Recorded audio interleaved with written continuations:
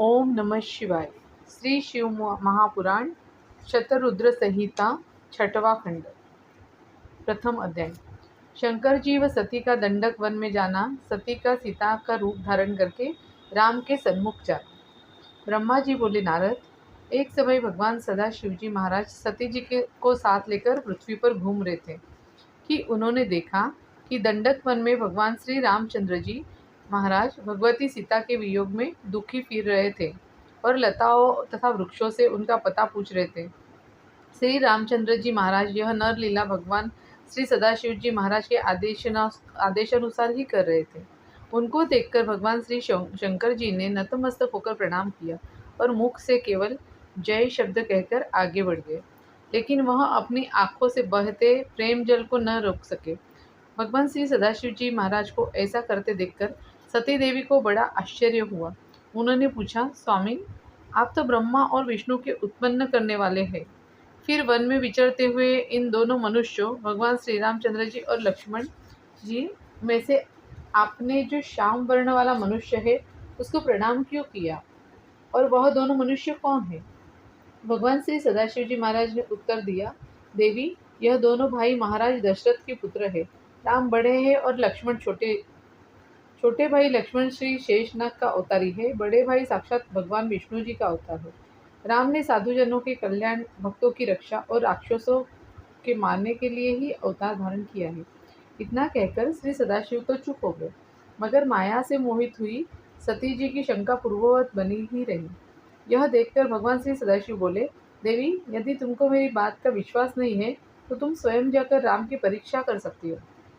प्रिय, जिस प्रकार भी तुम्हारा जी चाहे तुम राम की परीक्षा कर सकती हो। जब तक तुम वापस न लौटोगी, मैं उस सामने वाले वट वृक्ष के नीचे बैठकर तुम्हारी प्रतीक्षा करूंगा। तुम उनको देखकर शीघ्र ही लौट आना। फिर क्या था, भगवान श्री सदाशिव की आज्ञा पाकर सती जी श्री सीता जी का रूप बनाकर राम के मार्ग में विचरने लगी। सोचा कि यदि राम वास्तव में विष्णु का अवतार होंगे तो मुझे पहचान लेंगे, अन्यथा नहीं। वह भगवान श्री रामचंद्र जी के पास पहुंची तो लक्ष्मण जी ने उनको देखकर तथा सीता समझकर आश्चर्य में पड़ गए, मगर भगवान श्री रामचंद्र जी मुस्कुराते हुए श्री सती जी को हाथ जोड़कर कहने लगे, हे सती, भगवान श्री सदाशिव जी महाराज इस समय कहाँ है, जो कि तुम इस प्रकार वन में अकेली घूम रही हो? देवी, तुमने अपना असली रूप त्याग कर यह रूप क्यों धारण कर लिया? भगवान श्री रामचंद्र जी महाराज की बात सुनकर सती देवी की शंका का समाधान हो गया और शिवजी महाराज के वचन याद करके वह बड़ी लज्जित हुई, और लज्जित होने के साथ साथ वह घबराई भी। अब वह बात बनाकर कहने लगी, हे राम, अब कृपया यह बताएं कि भगवान श्री सदाशिव जी महाराज जितना आपके इस रूप से प्रेम करते हैं उतना आपके चतुर्भुज रूप से क्यों नहीं करते हैं, क्योंकि आपको देखकर उनकी आंखों से प्रेम के अश्रु बहने लगे थे। यह सुनकर भगवान श्री रामचंद्र जी महाराज के नेत्रों से प्रेम अश्रु बहने लगे और मन ही मन उन्होंने भगवान शिव जी की स्तुति करके कहा, हे सती, श्री सदाशिव जी को प्रणाम करते देख जो तुम्हें आश्चर्य हुआ उसका कारण सुनो। दूसरा अध्याय। राम का अपना परिचय देना। भगवान श्री रामचंद्र जी ने कहा, हे भवानी, बात बड़ी पुरानी है। एक समय भगवान श्री सदाशिव जी ने अपने शिवलोक में एक विशाल गौशाला विश्वकर्मा से कहकर बनवाई। फिर उस धेनुशाला में एक विशाल भवन का निर्माण करवाया और उस भवन के मध्य में एक रत्नजड़ित सिंहासन बनवाया। इसके पश्चात उन्होंने उस भवन में एक महोत्सव किया, जिसमें कि उन्होंने सभी देवताओं, शास्त्र पुत्रों सहित श्री ब्रह्मा जी, ऋषिमंडल, देवियों और अप्सराओं को आमंत्रित किया। वीणा तथा मृदंग आदि बाजे बजने लगे। सदाशिव जी ने तीनों तीर्थों के जल से भरे हुए 5 घड़े भी मंगवाए और शिवगणों को भेजकर अनन्य दिव्य सामग्री भी मंगवाई।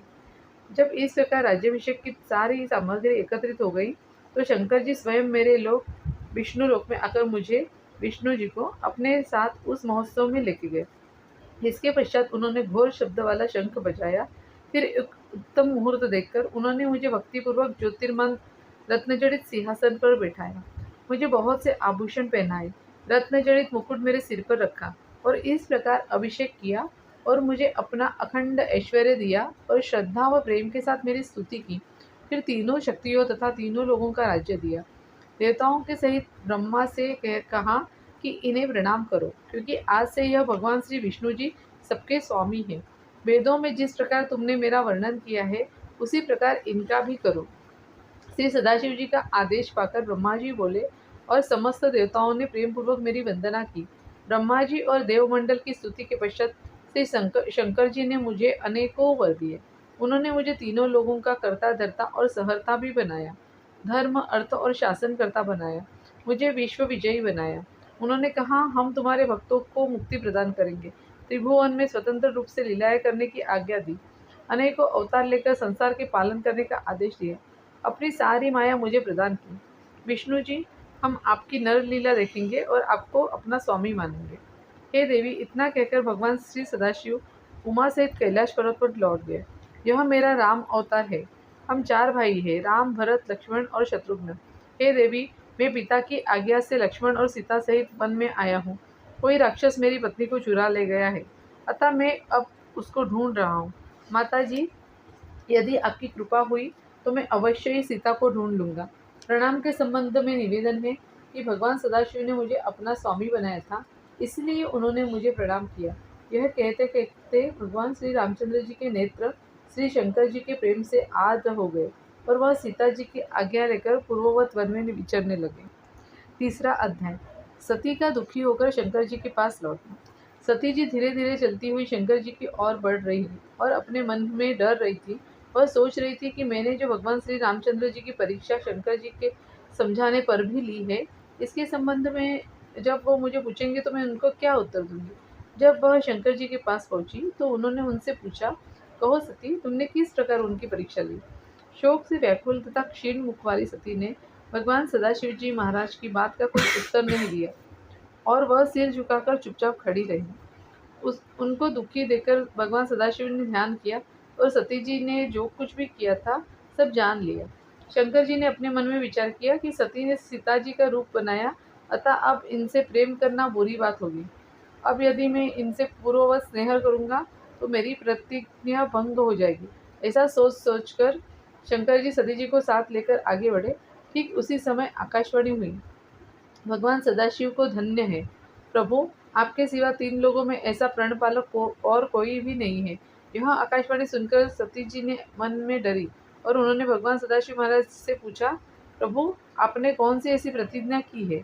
लेकिन भगवान विष्णु तथा मेरे ब्रह्मा जी के आगे की हुई अपनी पूर्व प्रतिज्ञा को भगवान सदाशिव महाराज ने सती जी को न बतलाया और बात को टाल गए। सती जी ने अब भगवान सदाशिव जी की महाराज का ध्यान किया और सारी बात जान ली। सब कुछ जानकर सती जी असीम दुखी हो गई, मगर अब क्या हो सकता था और क्या किया जा सकता था। कैलाश पर्वत पर पहुंचकर भगवान सदाशिव जी महाराज अपने स्वरूप का ध्यान करने लगे और भगवती सती दुखी होकर अपनी करनी के लिए पश्चाताप करने लगी। 19 सहस्त्र वर्षों के पश्चात भगवान सदाशिव जी महाराज ने समाधि खोली। उनके मुख से ओम ओम मंत्र उच्चारण हो रहा था। सती जी उनके सामने जाकर खड़ी हुई। भगवान श्री सदाशिव जी महाराज। चौथा अध्याय, दक्ष का यज्ञ करना तथा शंकर जी व सती का को क्रोध के कारण नहीं बुलाना। ब्रह्मा जी बोले, हे नारद, दक्ष को बड़ा भारी अहंकार हो गया था। वह अब भगवान सदाशिव जी महाराज को नीचा दिखाना चाहते थे। उनको यज्ञ में भाग न देने से के विचार से उनके कनखल नामक तीर्थ पर एक बहुत बड़ा यज्ञ किया। उस यज्ञ में दक्ष ने ऋषियों, महर्षियों, गंधर्वों, विद्याधरों, सिद्धगणों, यज्ञों, आदित्य समूहों को और सभी नागों को आमंत्रित किया। भगवान श्री विष्णु जी महाराज तथा अन्य सभी देवता यज्ञ में पधारे। मैं भी सपरिवार उस यज्ञ में सम्मिलित हुआ। ऋषियों में से महर्षि अगस्त्य, महर्षि कश्यप, अत्रि, कामदेव, महर्षि भृगु, दधीचि, भगव्यास, महर्षि भरद्वाज, महर्षि भार्गव, सुमंत, त्रिक तथा कंक और वैशंपायन सब दक्ष के यज्ञ में पधारे। परंतु दुरात्मा और ईर्ष्यालु दक्ष ने न तो भगवान सदाशिव जी को और न अपनी पुत्री सती जी को आमंत्रित किया। भगवान सदाशिव जी महाराज को यज्ञ में न आया देखकर भगवान शंकर के अनन्य भक्त श्री दधीची ने देवमंडल तथा ऋषिमंडल से पूछा कि भगवान श्री शंकर जी यज्ञ में क्यों नहीं पधारे। इस पर दक्ष ने व्यंग्यपूर्ण हंसी हंसते हुए कहा, इस महायज्ञ में जब देवताओं के मूल भगवान विष्णु जी महाराज आ गए हैं तो शिव के आने की भला क्या आवश्यकता है। श्री ब्रह्मा जी के कहने पर मैंने उसको अपनी कन्या दे दी है, वरना उस कुलहीन माता पिता से रहित भूत प्रेतों के स्वामी, आत्म अभिमानी, मूर्ख, स्तब्ध, मौनी और ईर्ष्या करने वाले का कहीं निर्वाह हो सकता है। मैं उसको इस यज्ञ में आने की योग्य नहीं समझता और इसी विचार से मैंने उसको आज यहाँ आमंत्रित नहीं किया। मेरे यज्ञ को अब सब लोग मिलकर सफल बनाएंगे। दक्ष की यह बात सुनकर यज्ञ में जो भी शंकर भक्त बैठे थे, सबके चेहरे मारे क्रोध में तमतमा उठे। दधीची अपने स्थान पर खड़ा हो गया। उसने कहा, दक्ष, तुम चाहे जो कहो, भगवान श्री सदाशिव महाराज के बिना यह यज्ञ कभी संपूर्ण न हो सकेगा और तुम नष्ट हो जाओगे। हे नारद, इतना कहकर दधीची उस महामंडप से निकलकर अपने आश्रम की ओर रवाना हो गए। उनके साथ ही जितने शिव भक्त वहां पर उपस्थित थे, वह भी वहां से उठकर चले गए। उनके जाने के बाद जितने देवता तथा ऋषि यज्ञ में बैठे थे, सबने भगवान सदाशिव की माया से मोहित होकर यज्ञ की कार्यवाही शुरू कर दी। जिस समय सब गंधर्व तथा देवता यज्ञ में सम्मिलित होने के लिए जा रहे थे, उस समय श्री सती जी अपनी सखियों के साथ गंधामादन पर्वत पर घूम रही थी। उन्होंने जब देवता तथा ऋषिगणों को दक्ष के यज्ञ की ओर जाते हुए देखा, तो अपनी विजया नामक सखी को चंद्रमा के पास यह पूछने के लिए भेजा कि यह सब लोग कहाँ जा रहे हैं। विजयन के इस प्रकार पूछने पर रोहिणी ने कहा, सती जी, पिताजी की दक्ष प्रजापति के यहाँ इस समय एक बड़ा सारी यज्ञ हो रहा है। हम सब उसी में सम्मिलित होने के लिए जा रहे हैं। क्या दक्ष ने अपनी पुत्री सती को आमंत्रित नहीं किया है? यह तो बड़े आश्चर्य की बात है। रोहिणी ने जो विजया से कहा, उसने आकर वह सब सती जी से कह दिया, जिसको सुनकर सती देवी के आश्चर्य की कोई सीमा नहीं रही और बार बार अपने पिता के भगवान सदाशिव को यज्ञ में आमंत्रित न करने के संबंध में विचार करने लगी। इसके पश्चात वह भगवान सदाशिव जी महाराज के पास गई और कहने लगी, नाथ, मैंने सुना है कि इस समय मेरे पिता के यहाँ यज्ञ हो रहा है, जिसमें कि सब मुक्ति और देवता पधारे हैं। क्या आपको मेरे पिता के यज्ञ में सम्मिलित होना नहीं सुहाता? आप सब काम छोड़कर इस समय मुझे साथ लेकर मेरे पिता के यज्ञ में चलिए।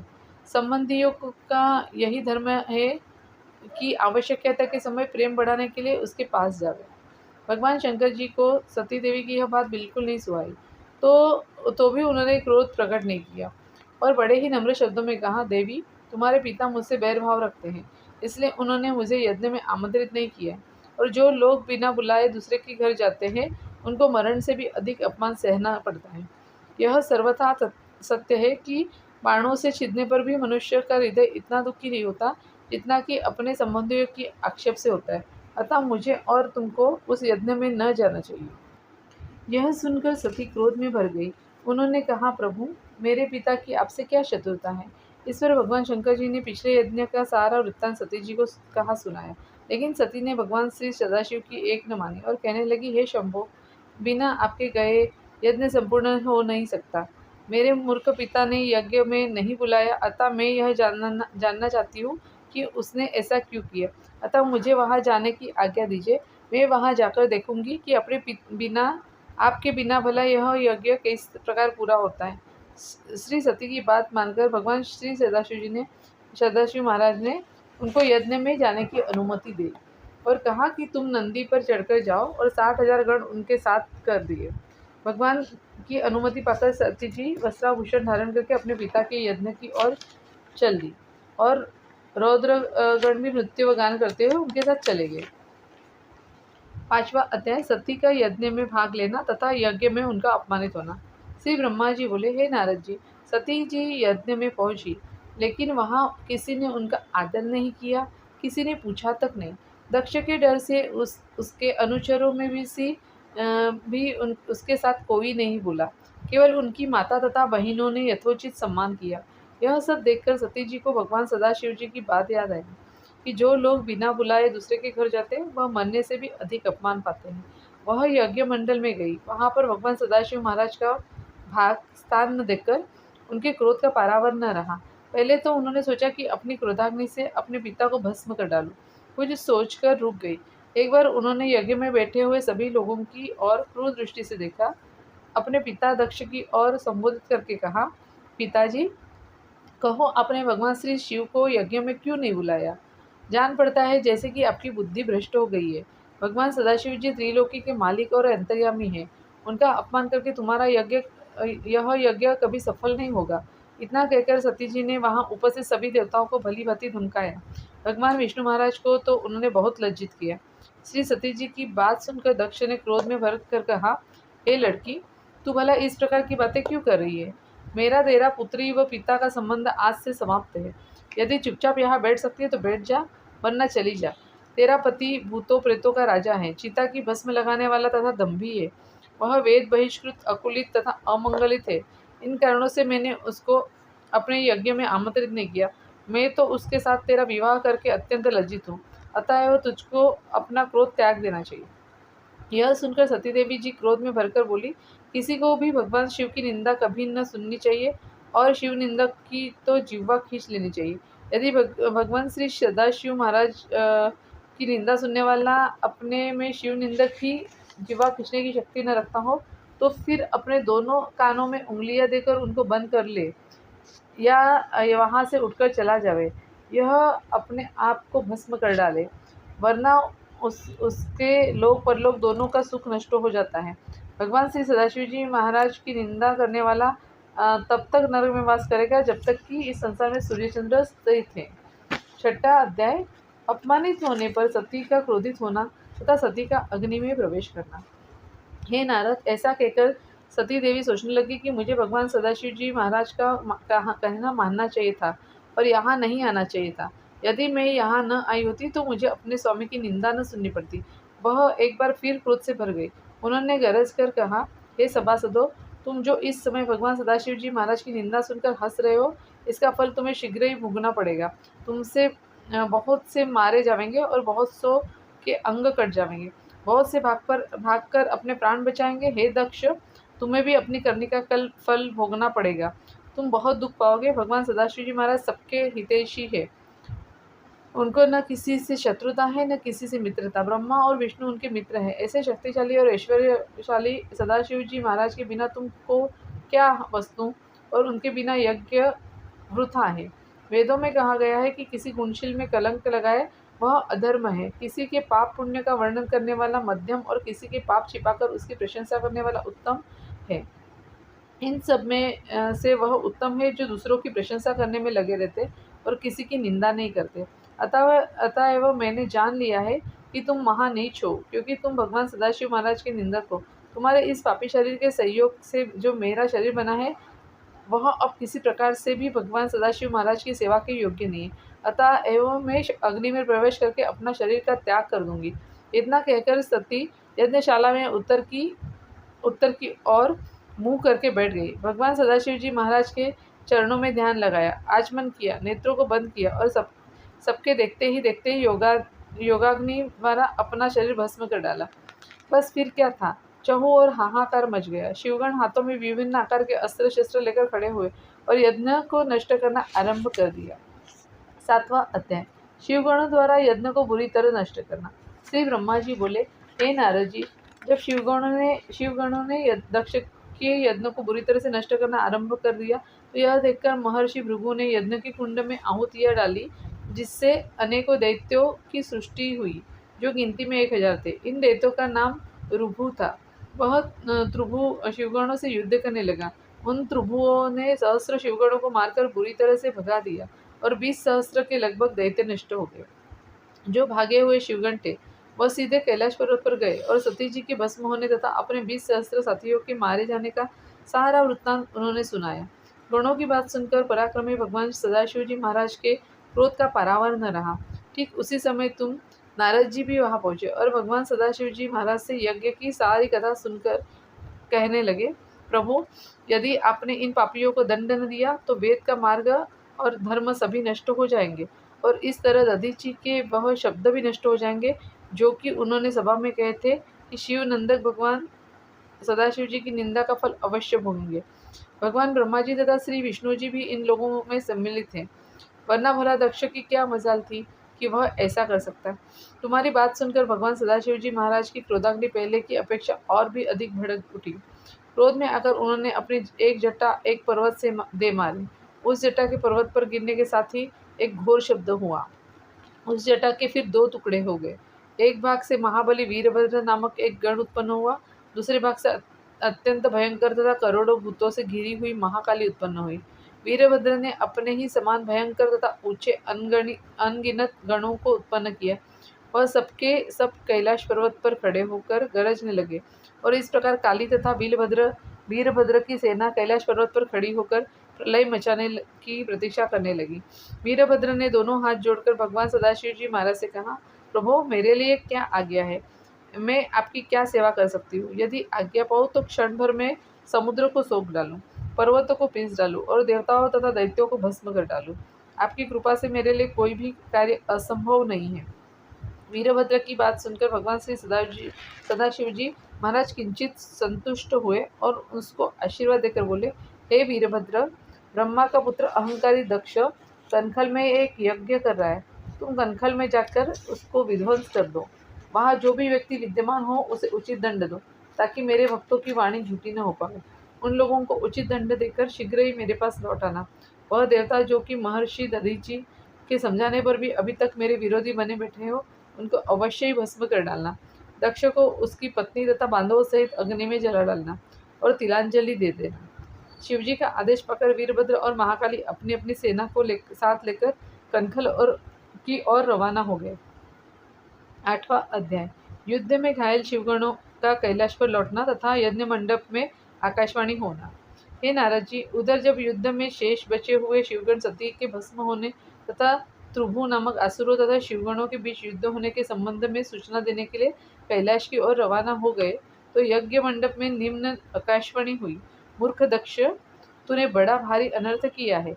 जो अपने घर में आई हुई अपनी पुत्री सती का अपमान किया है। तूने भगवान सदाशिव जी महाराज का आदर भी नहीं किया। मूर्ख मूर्ख तुझको सती देवी जी का आदर करना चाहिए था। काल का भी नाश करने वाली वेदों द्वारा प्रस्तुत स्कंद माता और सती पाप नाशिनी कल्याणी कारिणी भगवती है। इसी तरह भगवान श्री सदाशिव जी महाराज सब देवों के स्वामी तथा कल्याण करता है। उनके तो दर्शन मात्र से ही सबका फल प्राप्त हो जाता है। लेकिन तू ऐसा दुष्ट है कि तूने उनका सत्कार तक नहीं किया। इस कारण तेरा यज्ञ नष्ट हो जाएगा, क्योंकि जहाँ पूज्यों की पूजा नहीं होती वहाँ अमंगल ही होता है। दक्ष, तेरा विचार था कि भगवान श्री सदाशिव जी महाराज की पूजा के बिना ही अपना कल्याण कर लूँगा। यह तेरी भूल थी और अब तेरा सारा अहंकार चूर्ण हो जाएगा, क्योंकि भगवान श्री शिवजी महाराज की विमुखता करके कोई भी देवता तेरी सहायता न कर सकेगा। हे नारद, इस आकाशवाणी को सुनकर सभी देवता तथा ऋषि आश्चर्य करने लगे और भगवान श्री सदाशिव की माया से किसी के मुख से एक शब्द भी न निकल सका। उधर वीरभद्र की सेना प्रलय के समान कनखल की ओर बढ़ती चली आ रही थी। अब तुम वीरभद्र की सेना का वृत्तांत सुन लो। सेनापति शंखकर्ण के पास 1 करोड़ सेना, कैकेय के साथ 8 करोड़ सेना, विकृत के साथ 8 करोड़ सेना, पारपंत्रक के साथ 9 करोड़ सेना, सूरमंतक के साथ 9 करोड़ सेना, विक्रांतन के साथ 6 करोड़ सेना, जोलक के साथ 12 करोड़ सेना, दुंधवी के साथ 8 करोड़ सेना, आवेश के साथ 8 करोड़ सेना और अम्ल, घंटाकर्ण, कुकुट, चित्रासन, सौभरत इत्यादि सेनापतियों के साथ अगणित सैनिक थे। वीरभद्र की सेना के अतिरिक्त कनखल को जाते समय भगवान श्री शंकर जी ने प्रलयाग्नि के समान और भी करोड़ों गणों को उनके साथ कर दिए। वह सब प्रबल गण अत्यंत कौतूहल साथ वीरभद्र के पीछे पीछे चले। उनमें से सहस्रों पार्षद तो साक्षात भगवान रुद्र के ही स्वरूप थे। वीरभद्र ऐसे रथ पर सवार था जो कि 400 हाथ लंबा था और जिसमें 10,000 सिंह जुते हुए थे। वीरभद्र की सेना को इस प्रकार चलते हुए देखकर कल्पवृक्षों ने बहुत से फूल बरसाए और समस्त गणों ने उनकी स्तुति की। काली, कात्यायनी, ईशानी, चामुंडा, मुंड, मर्दिनी, भद्रकाली, भद्रबली और वैष्णवी, यह 9 दुर्गाएं भी अपने भूतगणों के साथ वीरभद्र के साथ हो ली। केवल सदाशिव के गण भद्रा, कीट, अश्नि और मालकग की सेना ही 64,000 थी। बाजों के शोर से कान पड़ा शब्द सुनाई न देता था। सेना के चलने से पृथ्वी हिलने लगी, धूल से अंधकार छा गया। वह धीरे धीरे कनखल के पास आ पहुंचे। 9वां अध्याय। शिवजी का क्रोध करके वीरभद्र को दक्ष के यहाँ भेजना। इधर वीरभद्र कैलाश पर्वत से अपनी सेना के साथ कनखल की ओर चला। उधर यज्ञशाला में नाना प्रकार के अपशकुन दिखाई देने लगे। आकाश में बिजली चमकने लगी और हड्डियों की वर्षा होने लगी। यह देखकर यज्ञ स्थल में बैठे सभी लोग आश्चर्य करने लगे। दक्ष की बाई आँख, बाई भौं और बाई जगह फड़कने लगी। ठीक उसी समय आकाशवाणी हुई, हे दक्ष, तू महापापी तथा मूर्ख है। तुझको 1000 बार धिक्कार है। तुझे आज भगवान श्री सदाशिव जी द्वारा अत्यंत दुख सहना होगा और केवल तेरे ही कारण आज समस्त मंडल को भी महान दुख की प्राप्ति होगी। दक्ष पत्नी ने सब लोगों को जो भी सभा में उपस्थित थे संबोधित करके कहा, तुम लोगों ने भगवान सदाशिव जी महाराज का अपमान किया है। भगवान शंकर जी की उपेक्षा करने वाला कभी सुखी नहीं पा सकता। भगवान शिव प्रलय करने वाले और सृष्टि का संहार करने वाले हैं, अतः एव अब उनके कोप से कोई भी न बच सकेगा। महाप्रलय हो जाएगी। आकाशवाणी और दक्ष पत्नी की बात सुनकर सभा में बैठे सभी लोग मारे भय के थर-थर काँपने लगे और दक्ष तो बेहद दुखी हुआ। वह डरता काँपता हाँफता तथा गिड़गिड़ाता हुआ भगवान विष्णु के पास पहुँचा और उनकी स्तुति करके बोला, प्रभु आप सबके स्वामी हैं, दीन बंधु, इस समय मैं बड़ा भयभीत हूँ, आप मेरी रक्षा कीजिए, मुझे बचाइए। इतना कहकर दक्ष भगवान श्री विष्णु के चरणों में गिर पड़ा। श्री विष्णु जी ने उसको समझाते हुए उत्तर दिया, हे दक्ष, जहाँ तक संभव होगा मैं आपकी रक्षा करूंगा और तुम्हारे यज्ञ की रक्षा करूंगा, लेकिन तुमने संसार और संहार करने वाले भगवान सदाशिव जी से शत्रुता की है, अतः एवं तो कोई भी तुम्हारी रक्षा नहीं कर सकता। हम सभी देवताओं की शक्ति उन्हीं से मिली है और उन्हीं के ध्यान व पूजन से शक्तिशाली है। उनकी समानता की क्षमता किसी में भी नहीं है। यह जो कुछ हो रहा है सब भगवान की अवज्ञा का फल है। पग पर जो तुम्हारा कार्य विफल हो रहा है यह सब भगवान शंकर जी की उपेक्षा के कारण है। पूज्यों का अपमान होने से पग पग पर विपत्तियों का सामना करना पड़ता है। दरिद्रता, मरण तथा भय की प्राप्ति होती है। अतः एवं तब तक तुम यत्नपूर्वक भगवान शंकर जी का पूजन करो। देखो आज तुम्हारी ही दुर्नीति के कारण हम घबराए हुए हैं और हमारे हमारे भय के हम सबके मुख सूख गए हैं। अब हम सब बड़े बड़े देवता प्रभावहीन हो गए हैं। श्री ब्रह्मा जी ने कहा, नारद, भगवान श्री विष्णु की बात सुनकर दक्ष बड़ा घबराया। ठीक उसी समय वीरभद्र भी यज्ञ में आम पहुंचा। उस समय उसका स्वरूप दिव्य था। 5 मुख, 3 नेत्र, 10 भुजाएं, मस्तक पर सुंदर जटाएं और अर्धचंद्र, शरीरों पर सांपों के आभूषण, बैल पर सवार, रुद्राक्ष की माला धारण किए हुए, भस्म लगाए, वज्र समान अंग वाले, तरह तरह के हथियार धारण किए हुए शिव शिव का उच्चारण कर रहे थे। वीरभद्र के असंख्य साथी शूरवीर दिशाओं सहित आकाशमंडल में व्याप्त हो गए। सातों दीपों सहित पृथ्वी कांप उठी और समस्त समुद्र थर्रा उठे। यह देखकर दक्ष अपने मुख से रक्त वमन करने लगा और अपनी पत्नी सहित एक बार फिर भगवान श्री विष्णु के चरणों पर गिरकर बोला, भगवान इस समय मेरा सहारा आप ही हैं। यदि आप मेरी रक्षा न करेंगे तो और कौन करेगा।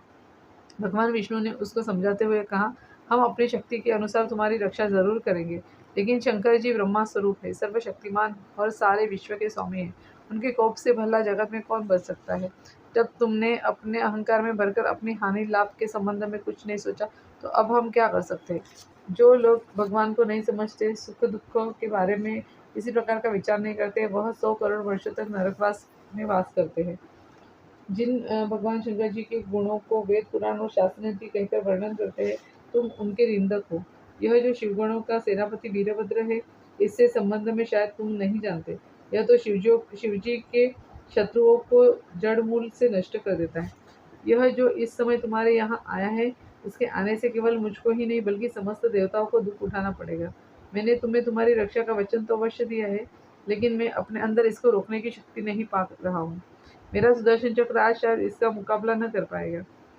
यदि हम लोग यहाँ से भाग भी खड़े हो तो भी वीरभद्र अपने प्रभाव से हमें खींच लेगा। हम पाताल में ही क्यों न चले जाए, इसके शस्त्र वहाँ पर भी अपना प्रभाव डालने से न रहेंगे। श्री ब्रह्मा जी ने कहा, हे नारद, भगवान विष्णु दक्ष को इस प्रकार समझा रहे थे कि यज्ञ मंडप को वीरभद्र की सेना ने चारों तरफ से घेर लिया। उसी समय इंद्र अपनी सेना को लेकर यहाँ आए और अपना वज्र संभाल कर युद्ध के लिए तैयार हो गए। इंद्र की सहायता के लिए सभी देवता आ गए। फिर क्या था, इंद्र तथा वीरभद्र के बीच में घोर युद्ध होने लगा। 10वां अध्याय, यज्ञशाला में वीरभद्र तथा इंद्र में युद्ध होना। श्री ब्रह्मा जी बोले, हे नारद, यज्ञशाला में अब वेद मंत्रों की ध्वनि के बजाय शंख, दुदुम्बी, मृदुंग इत्यादि का शब्द गूंजने लगा। दोनों पक्ष अपनी वीरता दिखाने लगे। उसी समय भृगु ने शिवगणों पर उच्चाटन महामंत्र का प्रयोग किया और वीरभद्र शक्ति से रहित हो गए और इंद्र की सेना ने उनको व्याकुल कर दिया। सहस्त्र मारे गए व सहस्रो भाग खड़े हुए। नारद जी, इसका कारण भगवान शंकर जी का मंत्र शक्ति ब्राह्मणों को मौत देना था, लेकिन वीरभद्र अपनी सेना को नष्ट होते हुए भागते देखकर क्रोध में भर गए। उन्होंने त्रिशूल हाथ में लेकर देवताओं को गिराना आरंभ किया। उन्होंने थोड़ी सी देर में देवसेना के चक्के छुड़ा दिए। कितने ही देवता मारे गए, कितने ही घायल हुए, शेष भाग खड़े हुए। केवल इंद्र ही रणभूमि में डटा रहा। उसने देवताओं के गुरु बृहस्पति से पूछा, गुरुदेव, आप देवताओं के रक्षक हैं, अतः आप ही कोई ऐसा उपाय बताइए जिससे कि हम लोगों को विजय प्राप्त हो। इंद्र की बात सुनकर श्री बृहस्पति बोले, हे देवराज, यह जो वीरभद्र शिवगणों का सेनापति है, उसके पराक्रम के सामने कौन ठहर सकता है। इस बात को प्रत्येक शिवभक्त जानता है। इस समय यह तुम्हारी मूर्खता है जो तुम मुझसे अपने विजय के संबंध में प्रश्न कर रहे हो। उसी समय वीरभद्र ने कहा कि सभी देवताओं, तुम सब के सब मूर्ख हो, जो जो श्री सदाशिव जी को यज्ञ में भाग मिले बिना ही अपना भाग लेने आए हो। मैं शंकर जी के आदेशानुसार तुम लोगों को यज्ञ भाग देने आया हूँ। तुम्हें ऐसा यज्ञ भाग दूंगा जिससे कि तुम सर्वदा के लिए तृप्त हो जाओगे। यह कहकर उग्र पराक्रमी वीरभद्र ने अपने तीक्ष्ण बाणों की वर्षा आरंभ कर दी, जिससे देवसेना में हाहाकार मच गया और वह सबके सब रणभूमि से भाग निकले। भागे हुए देवता भगवान श्री विष्णु के पास पहुंचे और उनसे सहायता की याचना की। ऋषियों और महर्षियों के कहने पर भगवान श्री विष्णु युद्ध के लिए तैयार हो गए और अस्त्र शस्त्र संभाल कर वीरभद्र के सामने आकर खड़े हो गए। उनको युद्ध के लिए तत्पर देखकर वीरभद्र ने कहा, रमापति, आप यहाँ किस लिए आए हैं? आप अपने तेज एवं प्रकाश को क्यों नष्ट करना चाहते हैं? आप दक्ष की रक्षा के लिए क्यों चेष्टा कर रहे हैं? यह आपको शोभा नहीं देता। यदि आप मेरी बात न मानेंगे तो मुझे आपको भी यज्ञ का उचित भाग देना पड़ेगा। भगवान श्री विष्णु जी बोले, हे वीरभद्र, तुम शिवगण हो और भगवान श्री सदाशिव के तेज से उत्पन्न हुए हो। मैं इस समय दक्ष प्रजापति की सहायता के लिए आया हूँ। इसका कारण यह है कि दक्ष मेरा भक्त है। उसने मेरी बड़ी सेवा की है। भक्तों के अधीन रहने के कारण मैं यहाँ आया हूँ। इसी प्रकार भगवान शिवजी महाराज भी भक्तों की रक्षा करते हैं। अतएव तुम अपनी शक्ति का प्रयोग करो। भगवान विष्णु की बात सुनकर वीरभद्र बड़े जोर से हंसा और कहा, प्रभु, आप और भगवान शिवजी महाराज एक ही स्वरूप है। आप में और उनमें कोई भेद नहीं। उनकी इच्छा से ही मैं यहाँ आया हूँ। अब आप ही बताइए कि मेरा क्या कर्तव्य है। वीरभद्र की बात सुनकर भगवान विष्णु ने कहा, वीरभद्र, तुम भगवान शिवजी महाराज की आज्ञा का पालन करो और मेरे साथ युद्ध करो। इस युद्ध में तुम्हारी विजय होगी और मैं आहत होकर विष्णु लोक को चला जाऊंगा और तुम विजय को प्राप्त करोगे। और इसके पश्चात महापराक्रमी वीरभद्र और भगवान श्री विष्णु के बीच भयानक युद्ध होने लगा। इस भयानक युद्ध से चहु और हाहाकार मच गया। जो देवता रणभूमि छोड़कर भाग गए थे वह भी लौट आए। इंद्र भी वापस आ गया और भगवान विष्णु की सहायता करने लगा। 11वां अध्याय। श्री विष्णु और वीरभद्र के साथ भयंकर युद्ध होना। ब्रह्मा बोले, हे नारद, भगवान श्री विष्णु और वीरभद्र के बीच में भयंकर युद्ध हुआ। अनिल तथा मुनिभद्रा का मोर्चा लगा। यमराज और महाकाल भिड़ गए। गरुण के साथ रुंड, भृंगी, कुबेर और कुष्मांडपति इत्यादि सभी दिक्पालों के साथ शिवगणों का भयंकर युद्ध होने लगा। इंद्र ने नंदी पर वज्र चलाया और इंद्र पर नंदी ने त्रिशूल का प्रहार किया। त्रिशूल के प्रहार से इंद्र बेहोश हो गया, मगर शीघ्र ही उठकर लड़ने लगा। अनिल ने मुनिभद्र पर शक्ति से आघात किया और इंद्र की शक्ति से घायल हो गया, लेकिन तुरंत ही उठकर त्रिशूल का प्रहार किया। बड़ी देर तक यह भयानक युद्ध होता रहा, मगर कोई किसी को पराजय नहीं कर सका।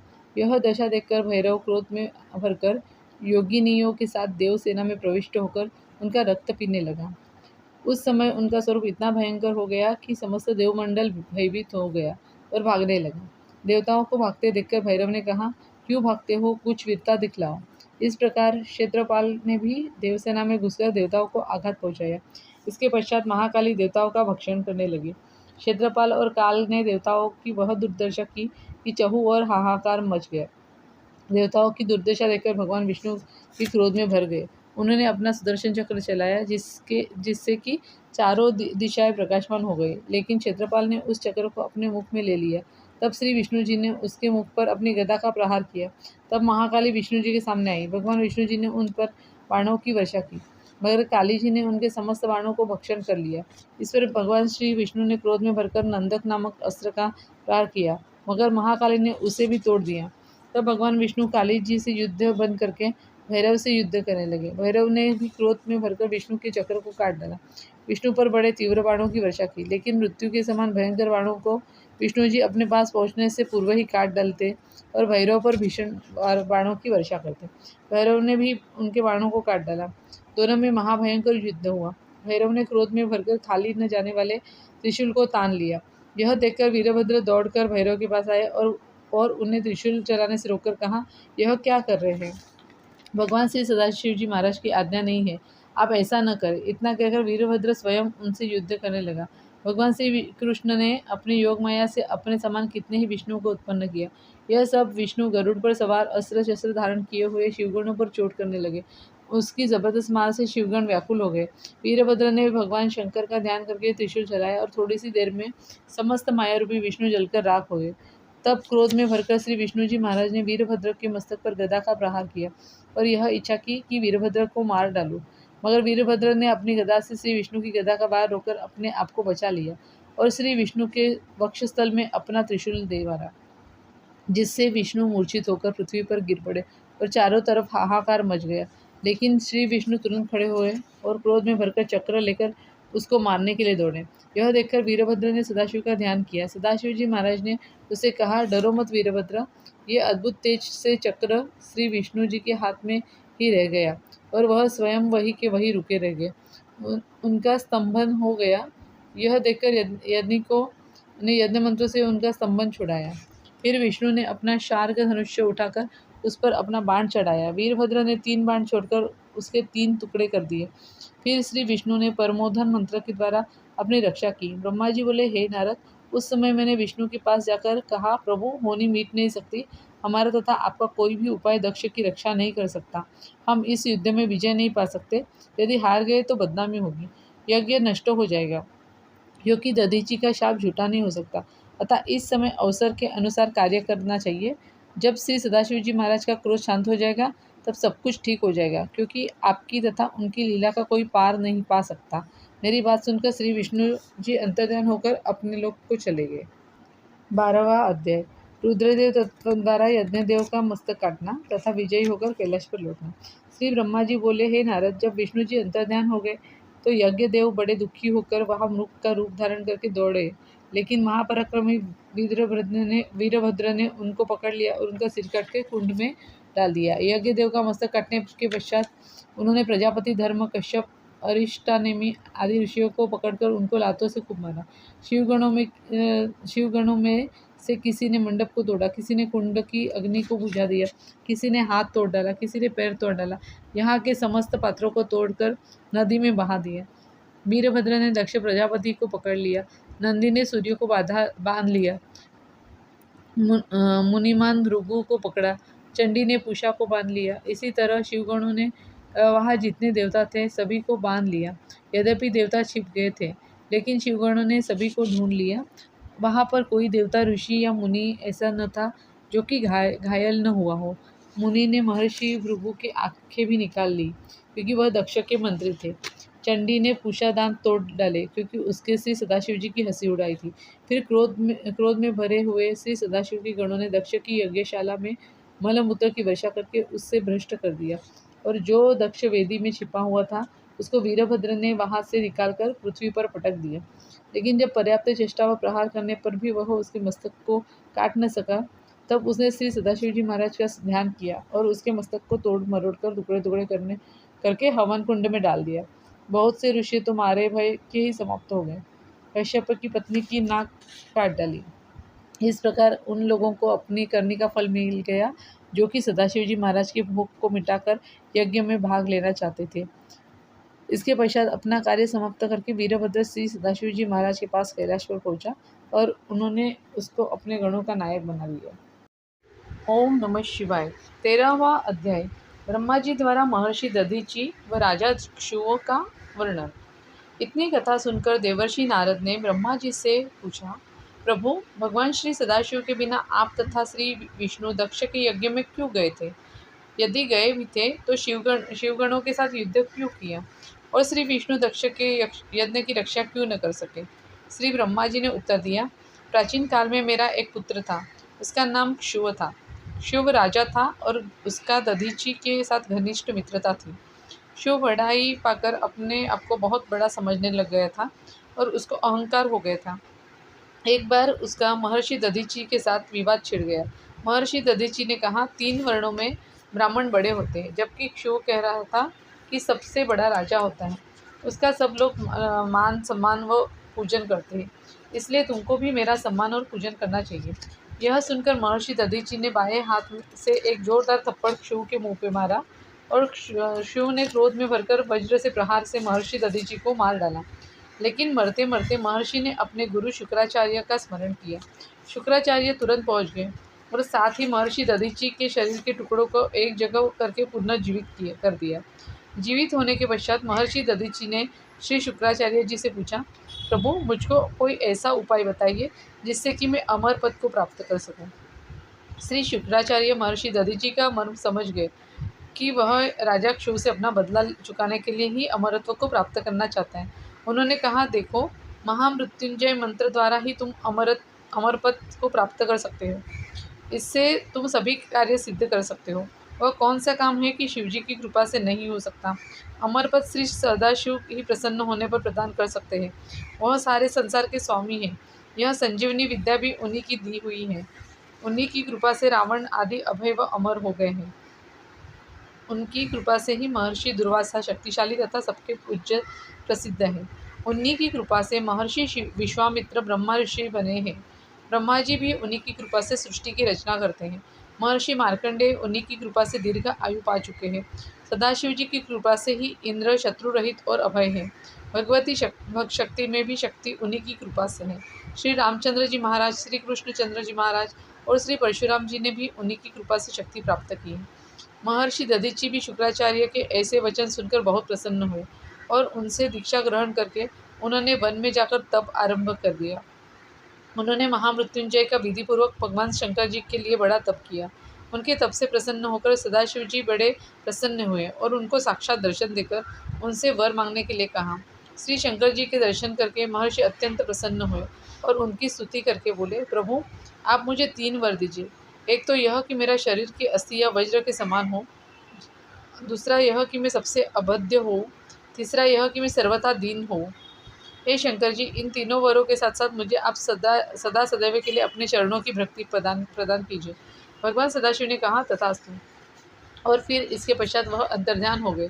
ब्रह्मा जी ने कहा, हे नारद, अब महर्षि दधीचि वहाँ से राजा क्षु को मारने गए और उससे सिर पर लात मारकर बोले, यह कौन पड़ा है। इसे क्षु ने क्रोध में भरकर महर्षि दधीचि की छाती में वज्र मार दिए। मगर भगवान सदाशिव जी के वरदान के कारण महर्षि दधीचि तो रत्ती भर भी चोट न लगी। यह देखकर मेरा पुत्र ब्रह्मा का पुत्र राजा क्षु आश्चर्य में पड़ गया और सोचा कि यह सब श्री शंकर जी की कृपा है। अतः एवं वह वन में जाकर विष्णु जी की तपस्या करने लगा। उसने उग्र तप से विष्णु जी को प्रसन्न कर विष्णु जी ने उस पर प्रसन्न होकर साक्षात दर्शन किए और कहा, वर मांगो। राजा शिव ने कहा, महर्षि दधीचि जो पहले मेरा मित्र था शत्रु बन गया है। सदाशिव जी की कृपा से उसका शरीर वज्र के समान हो गया है। वह मृत्यु से अभय हो गया है। भगवान, उसने मेरा अपमान और अनादर किया है और कहा है कि मैं तीनों लोकों में सबसे अधिक बलवान हूँ। प्रभु प्रभु उस पर विजय पाने की शक्ति प्रदान कीजिए। उसकी बात सुनकर विष्णु जी बहुत दुखी हो गए। वह सोचने लगे कि यदि मैं अपने भक्त को वरदान नहीं देता तो मेरी मर्यादा नष्ट हो जाती। यदि वरदान देता हूँ तो वह झूठा होता है, क्योंकि एक तो ब्राह्मणों को यो ही नहीं जीता जा सकता, दूसरे महर्षि दधीचि पर सदाशिव जी की कृपा है। अब अब मुझे दोनों पक्षों की रचना करनी चाहिए। यह सोचकर श्री विष्णु जी ने राजा से कहा, राजेंद्र, शिवभक्त महर्षि दधीचि अभय है, अतः उसे कोई भी कष्ट नहीं दे सकता। फिर भी मैं तुम्हारी सहायता करने के लिए उसे शाप दिलवाऊंगा, जिससे कि वह अपनी जीत छोड़ देगा। 14वां अध्याय। विष्णु का ब्राह्मण बनकर दधीचि के पास जाना तथा उनकी वंदना कर मनचाहा वर मांगना। श्री ब्रह्मा जी बोले, हे नारद, इसके पश्चात फिर एक दिन भगवान विष्णु ब्राह्मण का रूप धारण करके महर्षि दधीचि के पास पहुंच गए और उनकी वंदना कर कहने लगे, प्रभु मैं आपसे एक वर मांगने के लिए आया हूँ। आप मुझे मेरा मनचाहा वर दीजिए। महर्षि दधीचि ने भगवान श्री सदाशिव जी का ध्यान किया और सब कुछ जान गए। उन्होंने कहा, मैं सब कुछ जान गया हूँ। आप भगवान श्री विष्णु हैं। आप मेरे पास ब्राह्मण का वेश धारण करके आए हैं। मैं सदाशिव की कृपा से तीनों काल का हाल जान सकता हूँ। शिव ने आपका पूजन करके मुझे जीत लेने का वर मांगा है। अतः आपको चाहिए कि अपने प्रत्यक्ष रूप को प्रकट करके मुझे दर्शन दे। हालांकि भगवान शंकर जी की कृपा से मैं अभय हूँ, मुझे किसी का भय नहीं है, फिर भी मैं आपका आदर करता हूँ। महर्षि दधीचि की बात सुनकर श्री विष्णु जी ने अपने यथार्थ रूप में प्रकट होकर मुस्कुराए और कहा, है ब्राह्मण, यद्यपि आप भगवान शंकर जी की कृपा से अभय है, तो मैं भी आपका दंडवत प्रणाम करता हूँ कि आप शिव की इच्छा पूरी करके मेरी मर्यादा की रक्षा कीजिए और राजा शिव से इतना कह दीजिए, मैं तुमसे डरता हूँ। भगवान श्री विष्णु जी की बात सुनकर महर्षि दधीची ने कहा, प्रभु, छल से काम नहीं चल सकता। जो काम अनुचित हो कभी नहीं हो सकता। आप जाइए। इस पर भगवान श्री विष्णु को क्रोध आ गया। मूर्ख, तूने अहंकार के वश में होकर मेरी बात नहीं मानी। क्या तू नहीं जानता कि रावणादि महाशक्तिशाली शिव भक्त भी मेरी आज्ञा न मानने पर नाश को प्राप्त हो गए? मैं अपने चक्र से तेरी गर्दन काट तेरे गर्व को सर्वदा के लिए मिटा दूंगा। भगवान श्री विष्णु की बात सुनकर महर्षि दधीची ने निडर होकर कहा, रहने दीजिए महाराज, अहंकार न कीजिए। यदि आपने आज तक कोई शिव भक्त मारा है तो केवल भगवान शंकर जी की कृपा और इच्छा से ही मारा है। रावण को मारने में भी आप तभी सफल हुए जब आपने भगवान शिव जी के बाण प्राप्त कर लिया था। तारक कंठ पर चक्र नहीं चल सकता। यदि आपको मेरी बात का विश्वास न हो तो आप परीक्षा करके देख सकते हैं। महर्षि दधीची ने अहंकार पूर्ण वाक्य सुनकर भगवान श्री विष्णु अपने क्रोध को न रोक सके और सुदर्शन चक्र को उन पर चला दिया, लेकिन चक्र चला ही नहीं। इस पर महर्षि दधीची ने मुस्कुराते हुए कहा, यदि आप पर कुछ है तो क्रमशः से ब्रह्मास्त्र आदि अस्त्रों तथा बाण आदि का प्रयोग कीजिए। महर्षि दधीची की बात सुनकर भगवान विष्णु ने भीषण गर्जना की, जिसको सुनकर उनकी सारी सेना वहां आ गई। उनको साथ लेकर महर्षि दधीची पर आक्रमण कर दिया, परंतु यह आक्रमण धर्म के विरुद्ध था, क्योंकि दधीची अकेले थे। फिर भी वह निश्चिंत होकर बैठे। विष्णु जी तथा उनकी सेना ने उन पर अपने सभी अस्त्र चलाए, लेकिन उनसे कुछ भी न हो सका। अब महर्षि दधीची ने मुट्ठी भर कुश उनकी ओर फेंक दिया। वह कुश असंख्य त्रिशूलों में परिवर्तित होकर देवसेना को प्रलयाग्नि के समान अग्नि ज्वालाओं से आयुधधारी देवताओं को संहार करने लगे और देवता भाग भाग कर अपने प्राण बचाने लगे। देवताओं को भागते देखकर भगवान श्री विष्णु ने अपनी माया से बहुत से रूप प्रकट किए, मगर महर्षि दधीची ने भगवान श्री सदाशिव को स्मरण करके उन सबको भस्म कर दिया। तब श्री विष्णु ने अपना विराट रूप दिखाया, लेकिन परम शैव दधीची पर इसका भी कोई प्रभाव न पड़ा। वह मुस्कुराते हुए बोले, आप माया से क्यों काम लेते हैं? यह तो केवल मन की गति है, अतः तनिक मेरी ओर देखिए। इतना कहकर महर्षि दधीची ने भगवान शंकर जी का ध्यान करके अपने शरीर से असंख्य जीव उत्पन्न किए। देवता तो भाग ही रहे, लेकिन भगवान श्री विष्णु फिर भी युद्ध से परामुख न हुए और युद्ध करते रहे। अब मैं ब्रह्मा जी, राजा शिव को साथ लेकर दधीची शिव युद्ध देखने के लिए गया। मैंने निश्चेष्ट भगवान विष्णु तथा देवताओं को युद्ध करने से रोका और समझाया, आप वेद के विरुद्ध कार्य कर रहे हो। आप सदाशिव जी महाराज की अपेक्षा कर रहे हैं। यदि वेद और शास्त्र एकदम झूठे हो जाएंगे तभी आप जीत सकते हैं, वरना नहीं। मेरी बात सुनकर भगवान विष्णु शांत हो गए और दधीची मुनि के पास जाकर उनकी स्तुति करने लगे। राजा शिव ने भी महर्षि दधीची के पास जाकर बड़ी दीनता से उन्हें प्रणाम किया और बड़ी प्रार्थना की। विष्णु ने महर्षि दधीची से कहा, ऋषिराज, यह शिव आपका मित्र आपकी शरण में आया है। आप इनके अपराधों को माफ़ कर दीजिए। यह अज्ञानी है, आप अनन्य शिव भक्त हैं। भगवान विष्णु की बात सुनकर महर्षि प्रसन्न तो हो गए और उन पर कृपा भी कर दी, परंतु विष्णु आदि पर उनका कोप कम न हुआ। उन्होंने विष्णु आदि देवताओं से कहा, तुम लोगों पर भगवान सदाशिव जी की महाराज का कोप होगा और तुम्हारे कर्मों का उचित दंड तुम्हें मिलेगा। इसके पश्चात उन्होंने राजा शिव से कहा, क्यों राजन, अब तो तुम्हें मालूम हो गया ना कि संसार में ब्राह्मण सबसे ऊँचे हैं, जो राजाओं को और देवताओं के पूजनीय है। महर्षि दधीची को प्रणाम करके राजा शिव अपनी राजधानी को चला गया। विष्णु आदि देवता भी अपने लोक को चले गए। तब उस स्थान का नाम थानेश्वर पड़ा, जहाँ पर श्री सदाशिव जी महाराज के दर्शन करने से सहज ही मुक्ति प्राप्त होती है। 15वां अध्याय।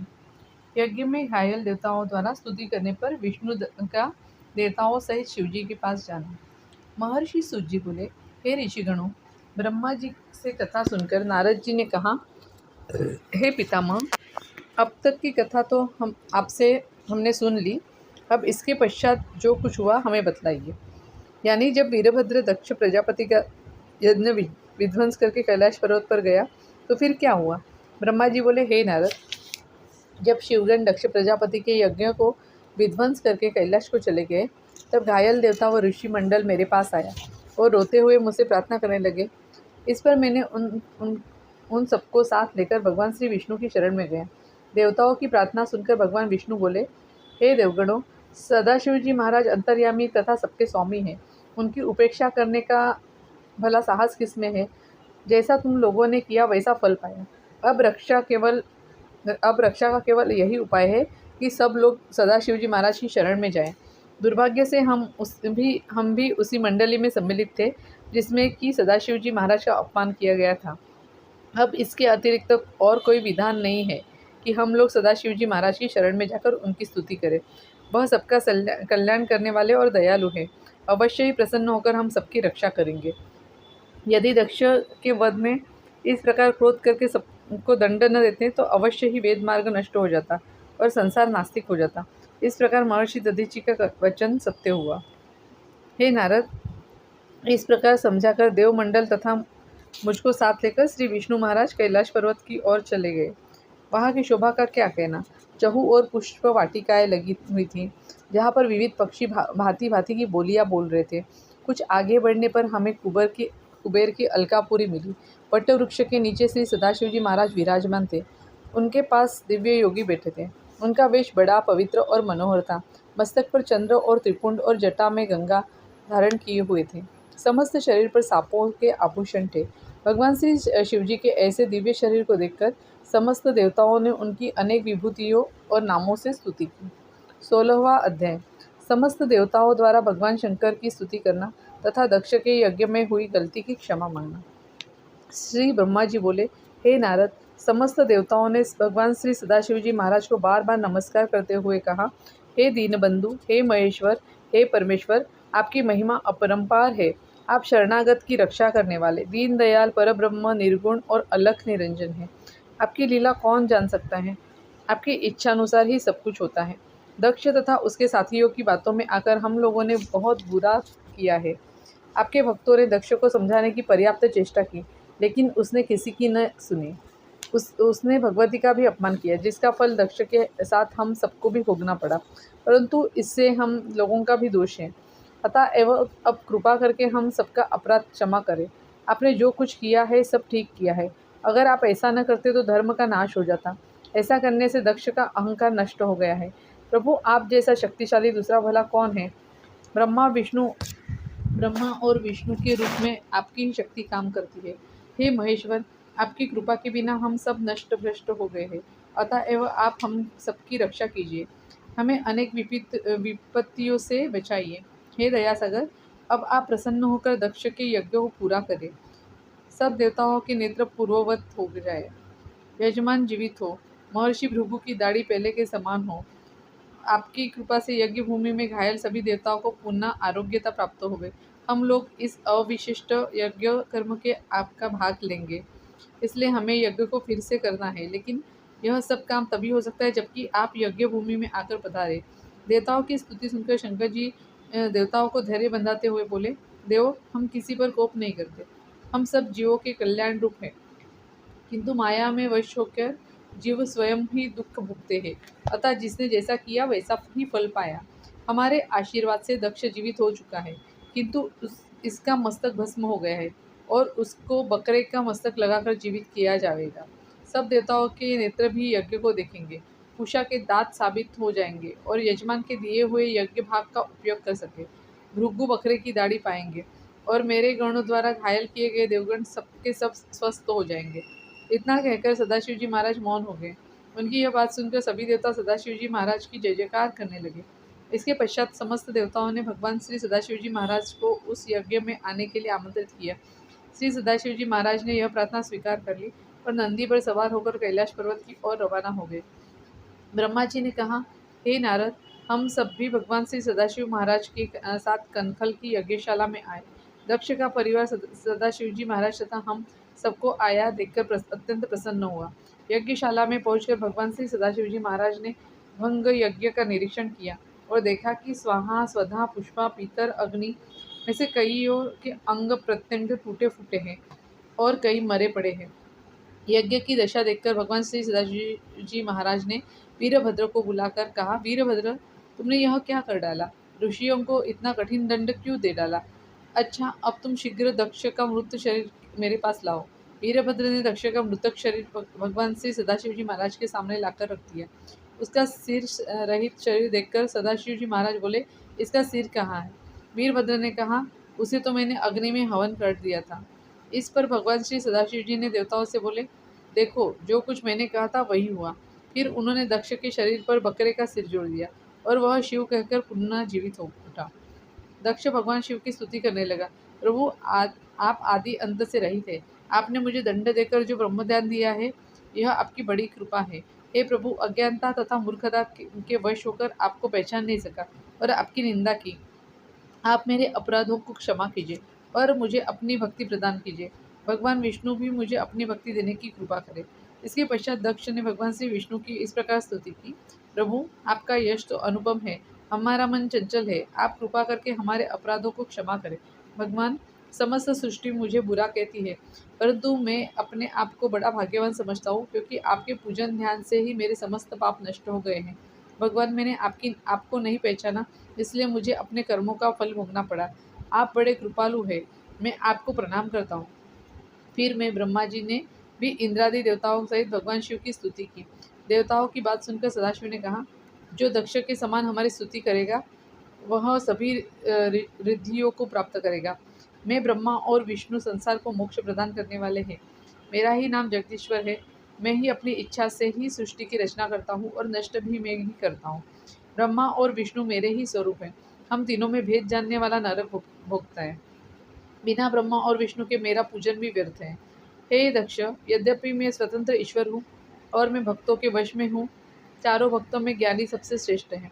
ज्ञानी मेरा ही स्वरूप है और उससे बढ़कर प्यारा मुझे दूसरा कोई नहीं है। वह कर्मपरायण मनुष्य मूर्ख है, जो वेद, यज्ञ, दान और तप आदि से मुझे जानना चाहता है। इस प्रकार तू भी केवल कर्म के द्वारा संसार से तरना चाहता था। तेरा यह कर्म मुझे भला प्रतीत न हुआ और मैंने तेरे यह यज्ञ को विध्वंस कर दिया। अब तूने मुझे परेश्वर मानकर बुद्धिपूर्वक ज्ञान परायण हो सावधानी से कर्म कर। तू यह भली प्रकार समझ ले कि मैं शिव ही जगत का दृष्टा हूँ। मैं ही जगत की उत्पत्ति, स्थिति और संहार करता हूँ और क्रिया के अनुसार विभिन्न नामों को धारण करता हूँ। विष्णु भक्त का अर्थ यह नहीं कि वह मेरी निंदा करे। मेरा भी भक्त विष्णु की निंदा नहीं कर सकता। यदि ऐसा करेगा तो हम दोनों के शाप से उसको तत्व की प्राप्ति नहीं हो सकती। हे नारद, भगवान सदाशिव ने दक्ष से इस प्रकार कहकर उन्होंने महर्षि भृगु से कहा, तुम क्या चाहते हो वह मांगो, परंतु स्मरण रहे कि हम तीनों में से किसी एक की भी निंदा करने वाला तीनों का निंदक होता है। एक की निंदा करने से दूसरे को प्रसन्न नहीं कर सकता। भगवान श्री सदाशिव के वचन सुनकर समस्त देवमंडल प्रसन्न हो गए और उनके गुणगान करने लगा। अब तक भगवान श्री सदाशिव की कृपा से समस्त देवमंडल और ऋषिगण पूर्ण रूपेण स्वस्थ हो चुके थे। दक्ष प्रजापति बड़े प्रेम और श्रद्धा सहित भगवान श्री सदाशिव की भक्ति करने लगा। समस्त देवता भगवान श्री सदाशिव को परमेश्वर मानने लगे। जिसने जैसी स्तुति की थी, उनको भगवान ने वैसा ही वर दिया। इसके पश्चात भगवान ने दक्ष को यज्ञ करने की आज्ञा दी। एक नई सभा निर्माण की। यज्ञ आरंभ हुआ। स्त्रियां मंगल गान करने लगी। दक्ष ने सभी देवताओं को उचित भाग दिया और शेष भाग भगवान सदाशिव को अर्पण किया। ब्राह्मणों को भी उचित दान दिया गया। यज्ञ संपूर्ण होने पर दक्ष ने स्त्रियों सहित स्नान किया। सब देवता और ऋषि आदि भगवान शंकर का यश गाते हुए अपने धाम को चले गए। मैं और विष्णु भी भगवान शिव के पावन नामक का उच्चारण करते हुए अपने लोकों को चले गए। परंतु दक्ष ने कुछ दिनों के लिए भगवान श्री सदाशिव जी महाराज को यह कहकर रोक लिया कि मेरा परिवार अभी कुछ दिन और आपकी कृपा यहाँ रहकर चाहते हैं। शिवजी महाराज ने दक्ष को अपना परम भक्त बनाकर भगवान श्री सदाशिव अपने गणों सहित कैलाश पर्वत पर चले गए। ओम नमः शिवाय। श्री शिव महापुराण कोटि रुद्र संहिता 7वां खंड प्रथम अध्याय। नारद जी द्वारा ब्रह्मा जी से सती जी के शरीर त्याग के बाद की कथा सुनना। नारद जी ने पूछा, है पितामह, जब सती ने अपना शरीर त्याग दिया तब उन्होंने हिमालय पुत्री बनकर किस प्रकार तप करके भगवान श्री सदाशिव जी को प्राप्त किया। अब मैं यह कथा सुनना चाहता हूँ। श्री ब्रह्मा बोले, हे नारद, जब सती जी ने अपना शरीर त्याग दिया तब उनके शरीर से एक तेजमयी ज्वाला उत्पन्न हुई, जिसका नाम ज्वाला भवानी हुआ, जो सबको सुख देने वाली है। उनका पूजन करने से मनचाहा फल मिलता है। कल्प भेद से सती के और भाग भी प्रकट हुए। नारद जी बोले, प्रभु, आप सब कल्प भेद के अनुसार सती चरित्रों का वर्णन कीजिए और बताइए कि और कौन कौन सी शक्तियाँ उत्पन्न हुई। ब्रह्मा जी बोले, हे नारद, सती देवी जब शरीर त्याग करने जाने लगी तो उन्होंने सब देवताओं को संबोधित करके कहा कि अब शरीर त्याग करने जा रही हूँ। मेरे पिता सहित सब ऋषियों को कष्ट उठाना पड़ेगा। कोई भी बिना दंड पाए नहीं रह सकेगा। इसके पश्चात भगवान सदाशिव जी महाराज मेरे वियोग के कारण दुखी होकर समस्त लोकों का भ्रमण करेंगे। यह कहकर जब सती देवी वहाँ से जाने लगी तो उनकी माता और बहनों ने उनको रोकना चाहा, मगर वह अंतर्ध्यान हो गई और गंगा तट पर जाकर स्नान करके पवित्र वस्त्र पहनकर श्री सदाशिव का पूजन करके सास को ब्रह्मांड में चढ़ाकर अपने शरीर को भस्म कर दिया। उससे इतना भयंकर शब्द हुआ कि सहस्त्रों मकान गिर गए। यह देखकर सती के साथ जाने वाले गणों ने उत्पात मचाना आरंभ कर दिया, किंतु महर्षि भृगु ने मंत्र बल से शिवगणों को भगा दिया। फिर शिवगणों ने जाकर श्री सदाशिव जी महाराज को सारा समाचार सुनाया और उन्होंने वीरभद्र को भेजकर यज्ञ को नष्ट करवा दिया। यज्ञ के नष्ट होने पर भगवान श्री सदाशिव जी महाराज का क्रोध कुछ शांत हुआ, मगर उनको सती जी का वियोग बड़ा दुखी करा था। सदाशिव जी महाराज अत्यंत दुखी होकर उस स्थान पर गए जहाँ पर की सती देवी के ने प्राण त्यागे थे। सती जी का शरीर भस्म हो चुका था, परंतु सदाशिव जी ने उनका दिव्य शरीर वहाँ पड़ा देखा और उसको देखने के साथ वह बेहोश हो गए। अतएव सदाशिव जी महाराज परब्रह्म अविनाशी और माया से रहित है, मगर सांसारिक कर्म के अनुसार उन्होंने यह लीला की। जब वह होश में आए तो वह एक साधारण मनुष्य की तरह सती का नाम लेकर और गुणों का वर्णन करके रोने लगे और सती के शरीर को उठाकर जंगलों, वनों, पर्वतों और समस्त लोगों में घूमते हुए फिरने लगे। जब वह भारत खंड के सप्तशृंगी पर्वत की चोटी पर आए तब वहाँ एक एकांत स्थान पर आकर एक वटवृक्ष के नीचे बैठकर उच्च स्वर से हाहाकार करने लगे। उनकी अश्रुधारा से वहाँ पर एक पवित्र सरोवर 2 योजन लंबा चौड़ा उत्पन्न हुआ। इसमें स्नान करना बड़ा उत्तम फल देने वाला है और सब इच्छाओं को पूर्ण करने वाला है। जहाँ जहाँ भी सती का कोई अंग गिरा था वहाँ वहाँ ही एक पवित्र तीर्थ बन गया और उन तीर्थों पर स्नान करने से मनुष्य को मनोवांछित फल की प्राप्ति होती है।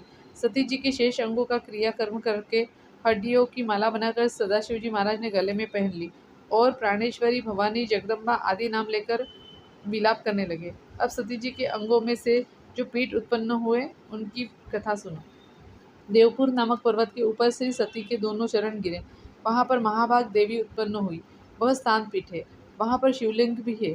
उसके प्रकट होते ही मैंने तथा श्री विष्णु ने उनका पूजन किया और मनोवांछित फल पाया। उटियारी नामक देश में सती के नितंबों द्वारा उत्पन्न कल्याणी सिद्धपीठ का निर्माण हुआ। वहाँ पर भी शिवलिंग है। इस सिद्धपीठ की भी मैंने तथा श्री विष्णु ने विधिवत पूजा की। कामशील परियोनि के गिरने से कामाख्या नामक सिद्ध पीठ उत्पन्न हुआ। ये उन कामाख्या देवी का भी मैंने तथा श्री विष्णु जी ने पूजन किया। जालंधर पर्वत पर सती देवी के कुछ गिरे और वहाँ पर चंडी नामक सिद्ध पीठ शिवलिंग सहित प्रकट हुआ। गंगा तट पर महामाया का एक अंग गिरा, उससे वागेश्वरी नामक सती अंगों के बहुत से सिद्ध उत्पन्न हुए। वहाँ पर शिवलिंग भी स्थापित हुए। हम सब देवताओं ने उन सबको प्रणाम किया। उनकी पूजा करने वालों के मनोरथ अवश्य पूरे होते हैं। श्री सदाशिव जी महाराज ने मनुष्यों के हितार्थ ही यह लीला की, क्योंकि वह इस जगत के माता पिता हैं, लोक व परलोक में सुख देने वाले हैं। इसके पश्चात सती जी का जन्म मैनाक पर्वत के यहाँ हुआ। सती जी ने वहाँ बाल लीला समाप्त कर उनको धन्य किए। इसके पश्चात घोर तप करके भगवान श्री सदाशिव जी को प्राप्त किया। नारद जी बोले, प्रभु आप सती देवी के दूसरे अवतार की कथा मुझे सुनाइए। श्री ब्रह्मा जी बोले, हे नारद, जब सती भस्म होने जा रही थी तो उन्होंने श्री सदाशिव जी महाराज से वर मांगा था कि हे प्रभु, यद्यपि मैं अपना यह शरीर त्याग कर रही हूँ, मगर आप सदा मुझ पर अपनी कृपा दृष्टि बनाए रखना और मेरा प्रेम भी सदा आपके चरणों में बना रहे। अब तुम सती जी के दूसरे जन्म की कथा सुनो। उत्तर दिशा में हिमालय नाम का बड़ा भारी पर्वत है।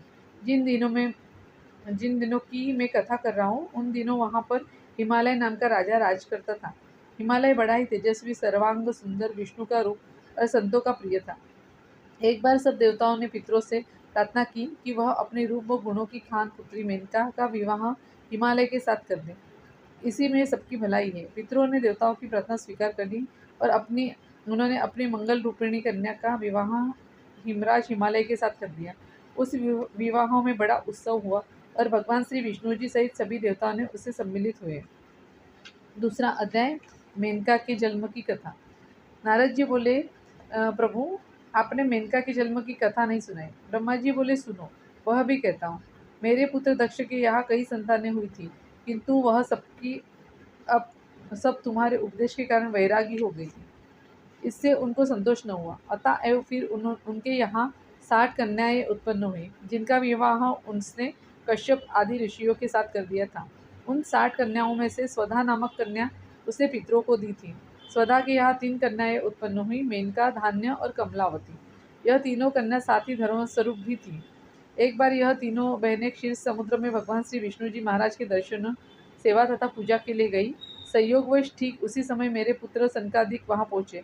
भगवान विष्णु ने समस्त देवमंडल के साथ उठकर उनका स्वागत किया, लेकिन यह तीनों बहनें भगवान श्री सदाशिव जी की माया से मोहित होकर वहां चुपचाप बैठी रही। इस पर वह मेरे पुत्र सनकादिक भी भगवान की माया से मोहित होकर क्रोध में भर गए और उन्होंने इन तीनों बहनों को दंडित करना चाहा और योगेश्वर संत कुमार ने इस बहनों को शाप दे दिया। श्री संत कुमार ने कहा, तुम तीनों बहनें श्रुति को नहीं जानती हो, तुम स्वर्ग रहने के योग्य नहीं हो, अतएव तुम मनुष्य लोक में चली जाओ। उन्होंने चकित होकर श्री संत कुमार से हाथ जोड़कर कहा, ऋषिराज, आपका अनादर करने का शाप तो हमें मिल गया, अभी तो आपके दर्शनों का जो वरदान हमें मिलना था वह अभी तक प्राप्त नहीं हुआ है, अतः कृपया हमें इस शाप से छुटकारा प्राप्त करने का उपाय बताइए। आप कृपा कर हमारे लिए कुछ ऐसा उपाय सोचिए जिससे हम पुनः स्वर्ग को प्राप्ति कर सके। उन तीनों बहनों की प्रार्थना सुनकर श्री संत कुमार ने प्रसन्न होकर कहा, अच्छा, अब हम तुमको वर भी देंगे, ध्यानपूर्वक सुनो। तुम में से जो ज्येष्ठा है वह राजा हिमालय से ब्याही जाएगी और अपने गर्भ से जगत जननी पार्वती को जन्म देगी, जो भगवान श्री सदाशिव जी महाराज को अपना पति बनाएगी तथा अपने कुल के पापों को नष्ट कर देगी। दूसरी कन्या धन्या राजयोगी जनक की पत्नी होगी, जिसके यहाँ महालक्ष्मी सीता होकर उत्पन्न होगी। तीसरी बहन कलावती द्वापर में महाराज वृक्षभान को प्राप्त होकर श्री राधिका जी को जन्म देगी, जो कि आनंद कंद ब्रह्मराज ब्रजराज भगवान श्री कृष्णचंद्र जी महाराज की प्रिय होगी। तीसरा अध्याय, हिमालय के साथ मेनका के विवाह की कथा। जब महाराज हिमाचल मेनका को ब्याह कर अपनी राजधानी को वापस लौटे तो सभी देवता और ऋषि महर्षि उनके पास आए। महाराज ने उन सबका यथा योग्य आदर सत्कार किया। देवताओं ने फिर हिमालय से कहा, हे रागेश्वर, अब देवताओं का कार्य तुम्हारे द्वारा संपन्न होगा। सती के शरीर त्यागने के संबंध में तुमको सब ज्ञात है, अतएव अब तुमको ऐसा उपाय करना चाहिए जिससे कि वह तुम्हारे यहाँ अवतारित हो। यह तभी हो सकता है जबकि तुम उनकी प्राप्ति के लिए तपस्या करो। हिमाचल ने देवताओं के आदेशानुसार तप करना आरंभ किया। मैं और श्री विष्णु सहित देवताओं को साथ लेकर जगजननी जगदम्बे के पास गए और उनसे कहने लगे, जगजननी जगत माता, आप सर्वश्रेष्ठ और महान हैं, आपकी महिमा अपार है, हम सब लोग आपकी शरण में आए हैं। अब आप दोबारा अवतार लेकर हम सबके मनोरथ पूरे करो, तभी सनकादि के वचन भी पूरे होंगे। हम लोगों की प्रार्थना सुनकर भगवती ने प्रसन्न होकर अत्यंत कोमल तथा मधुर स्वर में कहा, तुम लोगों की इच्छा अवश्य पूरी होगी। महाराज हिमाचल और महारानी मेनका भी इसी उद्देश्य से तपस्या कर रहे और इसके साथ ही साथ भगवान सदाशिव की भी यही इच्छा है। ऐसा कहकर भगवती अंतर्ध्यान हो गई और देवता प्रसन्न चित्त हो अपने धाम को वापस लौट गए। चौथा अध्याय, हिमाचल तथा मेनका का भगवती जगदम्बा का अपने यहाँ जन्म लेने के लिए पूजा करना। ब्रह्मा जी बोले, हे नारद, देवताओं का आदेश मानकर हिमाचल और मेनका दोनों भगवती जगदम्बा सहित पूजा करने लगे। वह लोग अष्टमी का व्रत रखकर भगवान सदाशिव का पूजन करते थे। फिर नवमी के दिन धूप दीप आदि से भगवती का पूजन करते, कभी आहार के साथ और कभी निराहार रहकर जगदम्बा का पूजन करते। वह 27 वर्ष तक इसी तरह से तप करते रहे। उनकी तपस्या से प्रसन्न होकर भगवती ने उनको साक्षात दर्शन दिए। उनके भी अंगों की आभा प्रभात काल सूर्य के समान थी। मस्तक पर चंद्रमा का मुकुट था। वह उभरे हुए स्तनों और नेत्रों से युक्त थी। उनके मुख पर मुस्कान की छटा छाई हुई थी और हाथों में वरद, अंकुश, पाश एवं अभय मुद्रा शोभा दे रही थी। भगवती ने हिमाचल से कहा, वर मांगो। मेनका ने बारंबार नमस्कार करके, अनेक प्रकार प्रणाम करके और उनके गुणों का बखान करके कहा, मातेश्वरी, मैं तो आपकी शरण में हूँ। यदि आप मुझ पर प्रसन्न हो तो मुझको सबसे पहला वर यह दे कि मुझे रूपवान, गुणवान, बलवान और विद्वान 100 पुत्र प्राप्त हों। दूसरा वर यह देवे कि आप स्वयं मेरी कन्या के रूप में आकर अवतार लें। भगवती यह सुनकर हंस कर बोली, इस प्रकार का वर मांगने वाली देवी, तुम धन्य हो, तुम्हारी इच्छा अवश्य पूर्ण होगी। तुम्हारे यहाँ 100 पुत्र होंगे और तुम्हारा बड़ा पुत्र अधिक बलवान होगा, और जो दूसरा वर तुमने मांगा है उसके लिए मैं तुम्हारे यहाँ पुत्री के रूप में जन्म लूँगी। दोनों वरदान देकर उमा देवी अंतर्ध्यान हो गई। पांचवा अध्याय, भगवान शंकर का सती के वियोग में अवधूत होकर समस्त लोकों में घूमना। ब्रह्मा जी बोले, हे नारद, सती जी के शरीर त्यागने के पश्चात भगवान शिव उनके वियोग में दुखी होकर अवधूत के समान नंग धड़ंग होकर फिरने लगे वह पर्याप्त समय तक इसी अवस्था में समस्त लोकों में घूमते रहे। उसके पश्चात उन्होंने कैलाश पर आकर समाधि धारण कर ली। बालों के खुलने से उनके मस्तक से पसीना चूकर पृथ्वी पर गिर पड़ा, जिससे उसी समय एक बालक उत्पन्न हो गया, जिसकी 4 भुजाएं थी और लाल वर्ण था। वह बालक प्रकट होने के साथ ही रोने लगा। उस बालक को देखकर पृथ्वी ने सोचा कि भगवान सदाशिव इसका पालन पोषण भला बिना सती के कैसे कर सकेंगे। ऐसा विचार कर पृथ्वी एक सुंदर स्त्री का रूप धारण करके वहाँ आई और उसे अपना दूध पिलाकर उसका मुख चूमने लगी तथा उसको लाड लड़ाने लगी। अब वो बालक हंसने लगा तथा खेलने लगा। अंतर्यामी भगवान शंकर जी ने यह देखकर पृथ्वी से कहा, पृथ्वी तुम धन्य हो, तुम इस बालक का पालन पोषण बड़े प्रेम से करो। यह मेरे पसीने से पैदा हुआ है, फिर भी इसका नाम तुम्हारे नाम पर भौम होगा। यह तुम्हारे सुख का कारण बनेगा। इतना कहकर भगवान श्री सदाशिव महाराज चुप हो गए। बालक को देखने से भगवान सदाशिव की चिंता और वियोग दोनों ही कुछ कम हो गए। पृथ्वी माता उस बालक को उठाकर अपने घर ले आई और बड़े प्रेम से उनका लालन पालन करने लगी। कुछ दिनों बाद जब भौम बड़ा हो गया तो वह भगवान सदाशिव जी की तपस्या के लिए मधुवन में चला गया। वहाँ जाकर उसने उग्र तप किया। वह गर्मियों में चारों तरफ आग जलाकर और सर्दियों में पानी में बैठकर तपस्या करता रहा। इस प्रकार संयम करके उसने भगवान सदाशिव जी महाराज के 3 करोड़ पूजन किए। उसकी तपस्या से प्राप्त होकर भगवान सदाशिव जी ने उसको साक्षात दर्शन दिए। उसने भगवान सदाशिव जी की स्तुति करते हुए कहा, प्रभु आपने मुझे दर्शन देकर मुझ पर असीम कृपा की है। मैं आपका दास हूँ, आप मेरे लिए जो उचित समझे सो करे। यह सुनकर भगवान श्री सदाशिव जी महाराज बोले, भक्तराज मेरी कृपा से आज से मुक्त हुए और आज तुम पवित्र मंगल ग्रह के स्वरूप को प्राप्त करोगे और सब तरह से आनंद प्राप्त करोगे और परम धाम को प्राप्त करोगे। यह कहकर भगवान श्री सदाशिव जी महाराज अंतर्धान हो गए और भौम अपने लोक में जाकर परिवार के साथ आनंद भोगने लगा। वह आयु पर्यंत भगवान शंकर का पूजन करता रहा। उसके पश्चात उसने शुक्र लोक से भी ऊपर अपना लोक प्राप्त किया। 6वां अध्याय, हिमाचल की पत्नी मेनका का शिवजी से वरदान प्राप्त करना। श्री ब्रह्मा जी बोले, हे नारद, भगवान सदाशिव जी से वरदान प्राप्त करके हिमाचल की पत्नी मेनका प्रसन्न चित्त होकर लौटी। कुछ दिनों के पश्चात उसके यहाँ भगवती जगदम्बे के लिए दिए गए वरदान के अनुसार एक सहस्त्र पुत्र उत्पन्न हुए। उनके नाम मेनका तथा क्रोच आदि थे। उनके शरीर बड़े लंबे तथा बलवान थे। इन पुत्रों के जन्म पर हिमाचल नगर में बड़े भारी उत्सव मनाए गए। ब्राह्मणों को बहुत सा धन दान में दिया गया।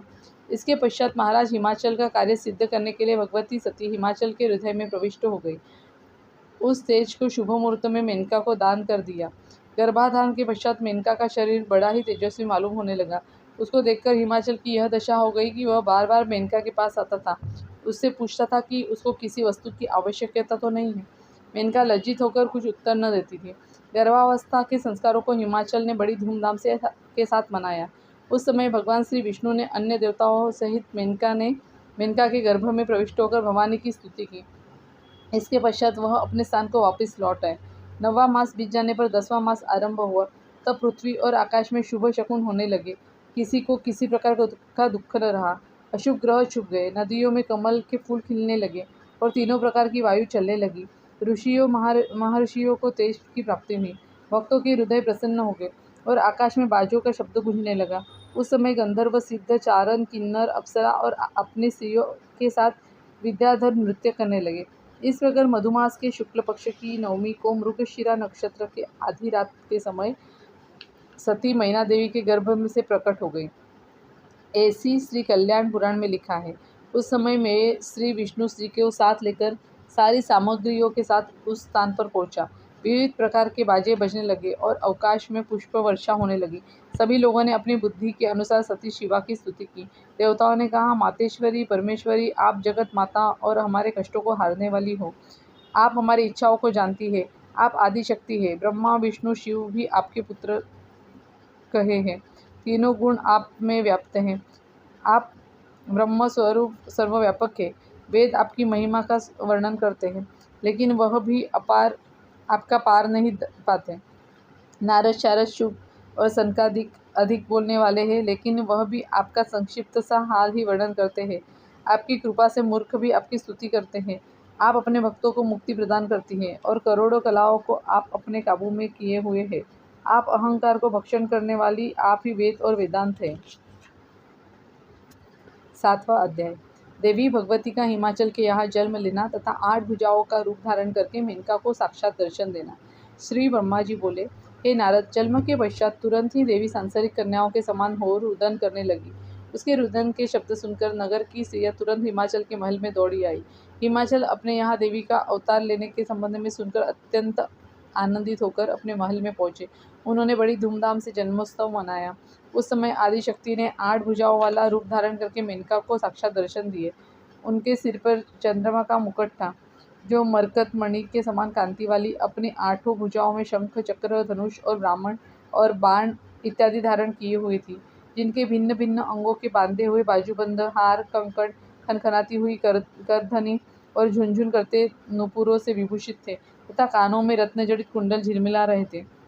उस समय मेनका ने देवी की स्तुति करते हुए कहा, हे भगवती, आपने बड़ी कृपा की जो मेरे घर में जन्म लिया है।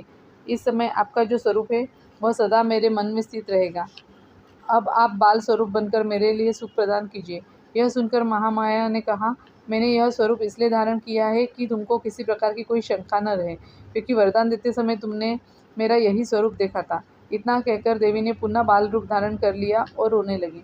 महाराजा हिमाचल ने विधिपूर्वक देवी का जातकर्म किया, फिर ब्राह्मणों को जी खोलकर दान दिया, याचकों को मुँह मांगी वस्तुएं देकर विदा किया, फिर शुभ मुहूर्त में कन्या का नामस्मरण संस्कार हुआ। ऋषियों महर्षियों ने तारा, महाविद्या, कांति आदि अनेकों नाम बताए। हिमाचल के महल में देवी चांद के समान बढ़ने लगी। महाराजा हिमाचल के यहाँ और भी संतानें थीं, मगर वह सबसे अधिक प्रेम गिरजा से ही करते थे। गिरजा अब साधारण सांसारिक कन्याओं के समान आहार व्यवहार करने लगी। उन्होंने अपना प्रभाव छिपा लिया। अब वह सहेलियों के साथ खेलती, सखियों के साथ गेंद खेलती, तनिक बड़ी होकर वह कौड़ियों से खेलने लगी और सुरमरी में जाकर जल क्रीड़ा भी करती। संसार प्रथानुसार उन्होंने अब विद्या अध्ययन भी आरंभ कर लिया। 8वां अध्याय। गिरजा की सुंदरता का वर्णन। श्री ब्रह्मा जी बोले, हे नारद, गिरजा की सुंदरता का क्या कहना। उनके सौंदर्य को देखकर चंद्रमा भी लज्जा जाता। गिरजा की आंखें देखकर हिरण बड़े प्रसन्न होते थे। उनकी वाणी सुनकर कोकिलादिक ने अपनी आवाज़ के अहंकार का त्याग कर दिया था। ऐसा जान पड़ता था कि जैसे कि मैं, श्री ब्रह्मा जी ने अपनी समस्त कला गिरजा के स्वरूप में डाल दी हो। जब लक्ष्मी को भगवान विष्णु ने समुद्र से निकाला था, उनकी उपमा भी गिरिजा को देते हुए लज्जा अनुभव होती थी। 3 लोक में गिरिजा के समान और कोई कन्या सुंदर नहीं थी। गिरिजा के सौंदर्य के लिए लक्ष्मी, रति और विष्णु भगवान का मोहिनी रूप सभी नीचे है। उनके सौंदर्य के साथ किसी की भी तुलना नहीं हो सकती। 9वां अध्याय। नारद जी का हिमाचल के महल में जाना तथा गिरिजा के भविष्य की जानकारी देना। श्री ब्रह्मा जी बोले, हे नारद, एक दिन तुम राजा हिमाचल के महल पहुँचे। वह सब शिवलीला थी और तुम सदाशिव जी महाराज की प्रेरणा से ही वहाँ गए। तुम्हारे वहाँ पहुँचने पर महाराज हिमाचल ने यथा योग्य तुम्हारा आदर सत्कार किया। फिर राजा हिमाचल अपनी कन्या को तुम्हारे पास लाए और उसको तुम्हारे चरणों में डाल दिया। उससे भी तुम्हारे चरणों में प्रणाम कराया और स्वयं भी नतमस्तक होकर तुम्हारे चरणों में प्रणाम करने लगे और कहने लगे, ऋषिराज, आप तीनों कालों अर्थात भूत, वर्तमान तथा भविष्य का हाल जानने वाले हैं। कृपया मेरी कन्या की रेखा देखकर बताइए कि इसका पति कैसा होगा। महाराज हिमाचल ने ऐसा कहने पर तुमने गिरिजा का हाथ देखा और कहने लगे, राजेश्वर, तुम्हारी कन्या की भाग्य रेखा अति उत्तम है। इसका पति योगी, नग्न रहने वाला, निर्गुण, कामवासना रहित, माता पिताहीन, अभिमान रहित तथा अपवित्र होगा। सदा साधु वेश धारण किए रहेगा। तुम्हारी यह बात सुनकर हिमाचल और उनकी पत्नी मेनका दुखी हो गए, लेकिन गिरिजा ने तुम्हारी यह बात सुनकर विचार किया कि नारद जी की बात कभी झूठी नहीं होती। यह लक्षण तो भगवान श्री रुद्र के ही है। यह सुनकर वह आनंदित हो गई। महाराज हिमाचल ने तुमसे कहा, ऋषिवर, इसके लिए अब क्या उपाय हो सकता है। इस पर तुमने उत्तर दिया, राजन, जो कुछ इस कन्या की रेखा कहती है वह सब कुछ होकर ही रहेगा। लेकिन यह लक्षण भगवान श्री रुद्र से मिलते हैं। श्री रुद्र में जो अशुभ लक्षण है वह भी शुभ ही कहे जाते हैं। अतः तुम अपनी पुत्री का विवाह भगवान रुद्र के साथ ही करा लो। लेकिन इसमें एक कठिनाई है कि रुद्र भगवान पार्वती पर प्रसन्न किस प्रकार होंगे। इसके लिए पार्वती तप द्वारा उन्हें प्रसन्न करे। इतना कहकर तुम वहाँ से विदा हो गए। 10वां अध्याय। रुद्रदेव की प्राप्ति के लिए हिमाचल का मेनका को अपने पुत्र के लिए तप करने के लिए कहना। ब्रह्मा जी बोले, हे नारद, भगवान शिव जी की लीला बड़ी अद्भुत है। उनके अधीन 3 लोक है, इसलिए तुमको भी चाहिए कि सब शंकादि को त्याग कर उनसे प्रेम करो। कई लोग कहते हैं कि गिरिजा का विवाह स्वयंवर की प्रथा के अनुसार हुआ, किंतु ऐसा कहना गलत है। कुछ लोगों का कथन है कि सदाशिव जी नग्न रूप में भिखारी के वेश में बैल पर सवार होकर गिरिजा से विवाह करने के लिए हिमाचल के द्वार पर आए थे। उस समय शुक्र और शनिदेव भी गुप्त रूप से उनके साथ थे। इस प्रकार उन्होंने सर्वप्रथम महाराज हिमाचल का अहंकार नष्ट किया। उसके पश्चात कृपा कर बारात चढ़ाकर विवाह करने के लिए आए।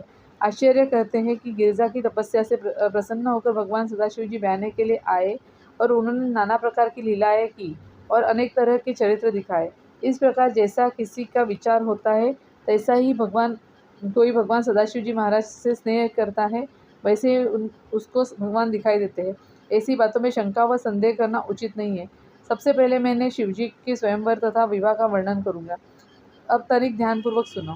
जब गिरिजा युवावस्था को प्राप्त हो गई तो एक दिन मेनका ने महाराज हिमाचल के पास जाकर कहा, हे प्राणनाथ, हमारी पुत्री अब युवावस्था को प्राप्त हो गई है, अतः किसी सुंदर स्वस्थ व गुणवान युवक को ढूंढिए और उसके साथ उसका विवाह कर दीजिए।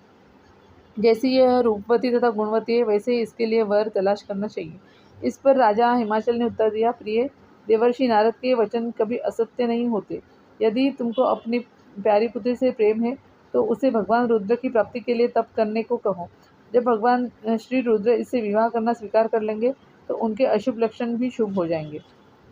महाराजा हिमाचल की यह बात सुनकर मेनका प्रसन्न हो गई, लेकिन श्री सदाशिव जी महाराज के योगी, नग्न रहने वाले, निर्गुण, काम वासना रहित, माता पिता से हीन, अपवित्र तथा एवं साधु वेशधारी होने के संबंध में विचार कर उसकी आंखों से अश्रुधारा बह निकली, मुख से बात न निकल सकी।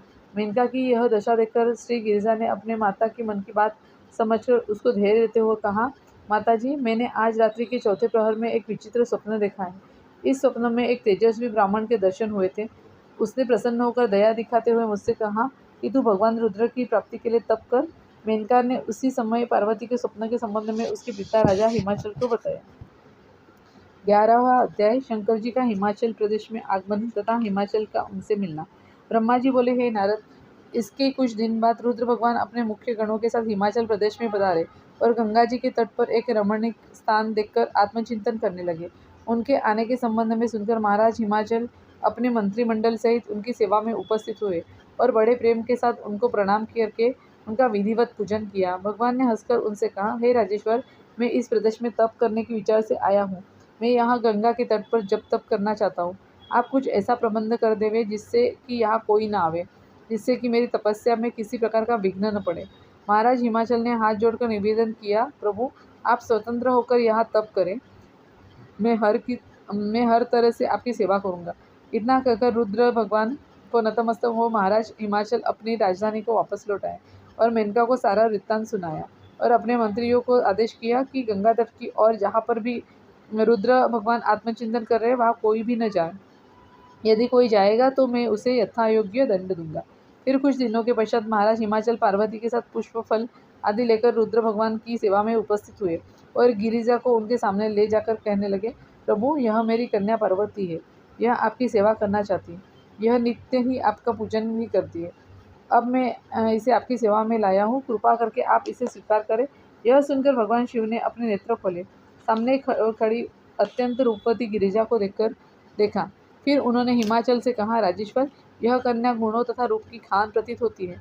चंद्रमा के समान रूपवती होने के कारण मैं इसका यहाँ रहना पसंद नहीं करता, क्योंकि इस प्रकार की सुंदर स्त्रियों के निकट रहने से हमारे जैसे तपस्वियों की तपस्या में विघ्न पड़ सकता है।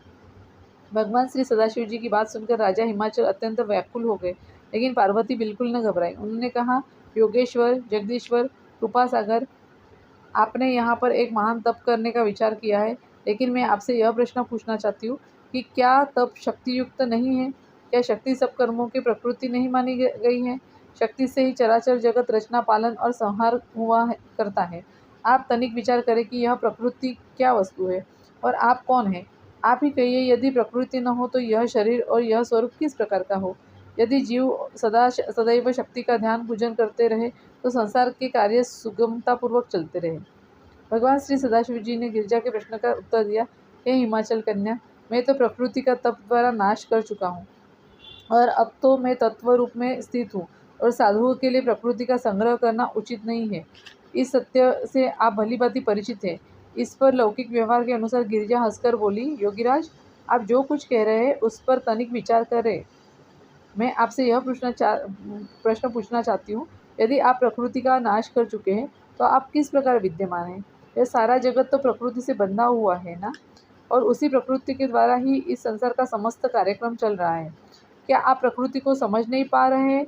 मैं ही प्रकृति हूँ और आप पुरुष हैं। आप भी मेरे कृपा द्वारा चेष्टवान हैं एवं सगुण हैं, नहीं तो आप किसी कार्य के लिए समर्थ नहीं हैं। हे नारद, श्री गिरिजा के ऐसे वचन सुनकर भगवान श्री सदाशिव ने कहा, हे पार्वती, यदि मैं माया रहित परमेश्वर हूँ तो फिर आप भक्ति, प्रेम एवं श्रद्धापूर्वक मेरी सेवा के लिए प्रस्तुत हो जाए। इतना कहकर भगवान श्री सदाशिव ने महाराज हिमाचल से अत्यंत प्रसन्न मुद्रा में कहा, राजेश्वर, तुम्हारी कन्या के लिए आज्ञा है कि वह नित्य प्रति आकर मेरे दर्शन कर सकती है। भगवान को प्रसन्न देखकर हिमाचल भी प्रसन्न हो उठे और गिरिजा सहित भगवान सदाशिव के चरणों में प्रणाम करके महलों को वापस लौट आए। उस दिन के पश्चात गिरिजा जी नित्य प्रति अपने सखियों को साथ लेकर भगवान सदाशिव के पूजन के लिए जाने लगी। कभी कभी वह भगवान के सामने प्रेम रस एवं श्रृंगार रस संबंधी गान भी करने लगती। अब गिरिजा जी का अधिक समय श्री महेश की पूजा में ही व्यतीत होने लगा। गिरिजा को इस प्रकार अपनी सेवा में तत्पर देखकर भगवान सदाशिव ने सोचा कि उमा तभी तपस्या कर पाएगी जबकि इसके भीतर के अहंकार का नाश हो जाएगा, और इसको ग्रहण भी उसी समय करूँगा। ऐसा विचार कर सदाशिव जी आत्मचिंतन में लग गए, मगर उनको एक प्रकार की चिंता सी लग गई। वह नित्य प्रति गिरिजा को श्रद्धा तथा भक्तिपूर्वक अपना पूजन करते हुए देखते। इसी बीच में तारकासुर से पीड़ित ऋषिमंडल इंद्रादि देवताओं ने मुझसे आकर कहा, और मैंने फिर कामदेव को आज्ञा दी। मेरी आज्ञा अनुसार कामदेव उस स्थान पर गया जहाँ पर कि भगवान श्री सदाशिव आत्मचिंतन कर रहे थे। नाना प्रकार की माया फैलाने लगा, लेकिन वह रुद्र भगवान को चलायमान न कर सका, बल्कि उल्टे सदाशिव भगवान ने बस। 12वां अध्याय, तारकासुर के जन्म का वर्णन। नारद जी ने पूछा, प्रभु, वह देवताओं को कष्ट पहुंचाने वाला तारकासुर कौन था, और भगवान श्री सदाशिव जी महाराज ने कामदेव को क्यों भस्म कर डाला? श्री ब्रह्मा जी बोले, इसके संबंध में तुम पूरी कथा सुनो। महर्षि कश्यप की जो दिति नामक स्त्री थी, उसके गर्भ से 2 अत्यंत बलवान पुत्र हुए। उसमें से एक नाम हिरण्यकश्यप था और दूसरे का नाम हिरण्याक्ष था। इन दोनों दैत्यों ने अपने बल पर पराक्रम से तीनों लोगों को जीता। उनके कारण देवताओं को स्वप्न में भी सुख प्राप्त न होता था। तब भगवान श्री विष्णु महाराज ने अपने भक्तों का दुख हरने के लिए अवतार धारण करके उन दोनों भाइयों को मार डाला। पहले तो बारह रूप का धारण करके तथा दूसरे नृसिंह रूप धारण करके समाप्त कर दिया। उस समय देवताओं को बड़ा सुख मिला और उन सब से सबने मिलकर भगवान श्री विष्णु जी की स्तुति की। श्री ब्रह्मा जी बोले, हे नारद, अपने पुत्रों की मृत्यु का समाचार सुनकर दिति को बड़ा कष्ट पहुंचा। उन्होंने कश्यप जी की सेवा में उपस्थित होकर उनसे सारा समाचार कहा और उनसे सुख देने वाले एक पुत्र की कामना की। महर्षि कश्यप ने दिति से कहा कि वह 1000 वर्ष तक उग्र तप करे तो उसकी इच्छा पूर्ण हो सकती है। श्री कश्यप जी की आज्ञा पाकर दिति ने उग्र तप करना आरंभ किया। इसी बीच में देवराज इंद्र दिति के पास जाकर उसकी सेवा करने लगे। एक दिन दिति ने देवराज इंद्र से पूछा, तुम किस प्रयोजन से मेरी सेवा कर रहे हो? देवराज बोले, मैं तुमसे यह वरदान चाहता हूँ कि तुम जिस पुत्र की प्राप्ति के लिए तुम उग्र तप कर रही हो, वह भाई के समान हो और सदा सदैव देवताओं की सेवा करता रहे। इंद्र की बात सुनकर दिति ने अपने मन में विचार किया कि इंद्र ने मुझे बुरी तरह से ठग लिया है। इसके पश्चात वह तथास्तु कहकर दोबारा तपस्या करने लगी। कश्यप की सेवा करने से दिति के गर्भ रह गया। इंद्र को जो पता चला कि उसने दिति के गर्भ में प्रवेश कर गर्भस्थित बालक के 7 टुकड़े कर दिए, लेकिन 7 टुकड़े होने पर भी उसके प्राण न निकल सके। इस पर उसने उस बालक के 49 टुकड़े कर डाले। फिर भी दिति के तप के प्रभाव से उस बालक की मृत्यु न हो पाई। वह सब बालक मंदगण नाम से प्रसिद्ध हुए और इंद्र के भाई होकर देवताओं में गिने गए और शीघ्र ही स्वर्ग को चले गए। इसके पश्चात दिति फिर महर्षि कश्यप की सेवा में पहुंची और अपनी सेवा द्वारा प्रसन्न करने की चेष्टा करने लगी। तब महर्षि कश्यप ने उसकी सेवा से प्रसन्न होकर उससे कहा, दिति, अब तुम शुद्ध होकर 10,000 वर्ष तप करो, तुम्हारी मनोकामना अवश्य पूरी होगी। और फिर दिति ने महर्षि कश्यप के आदेशानुसार 10 सहस्त्र वर्ष तप किया। इस उग्र तप के पूर्ण होने पर इसके गर्भ में एक महाबलवान और तेजवान पुत्र उत्पन्न हुआ। उसका नाम बजरांग रखा गया। जब बजरांग युवावस्था को प्राप्त हुआ तो उसकी माता ने उसको देवताओं से युद्ध करने का आदेश दिया। उसने अपनी माता के आदेशानुसार इंद्र को बांध लिया और उसको अपनी माता के सम्मुख ले जाकर लात व घूंसों से खूब मारा। इस पर इंद्र ने बजरांग की अधीनता स्वीकार कर ली।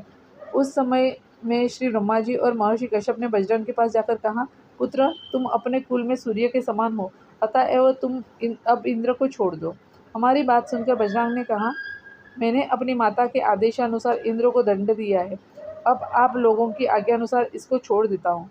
मुझे इंद्रासन से कोई प्रयोजन नहीं है। हे ब्राह्मण, आप तीनों लोगों के स्वामी हैं, इसलिए मुझे आप सार रूप तत्व का उपदेश करें। हे नारद, यह सुनकर मैं उसको सात्विक भाव का उपदेश सुनाया और फिर हम अपने लोक को वापस लौट आए। बजरंग अब समुद्र के तट पर उग्र तप करने लगा। इंद्र के गणों ने बजरंग के पास जाकर उसकी तपस्या को भंग करने की पर्याप्त चेष्टा की, अतएव वह अपने प्रयत्न में सफल न हो सके। अतएव वह हार मानकर बैठ गए।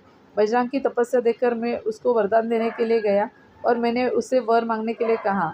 तब उसने कहा, प्रभु, आप मुझे यह वर दीजिए कि मुझ में राक्षसी भाव उत्पन्न न हो और मैं सदा धर्म का पालन करने के लिए तैयार रहूं और कभी धर्म के कार्य से विमुख न हूँ।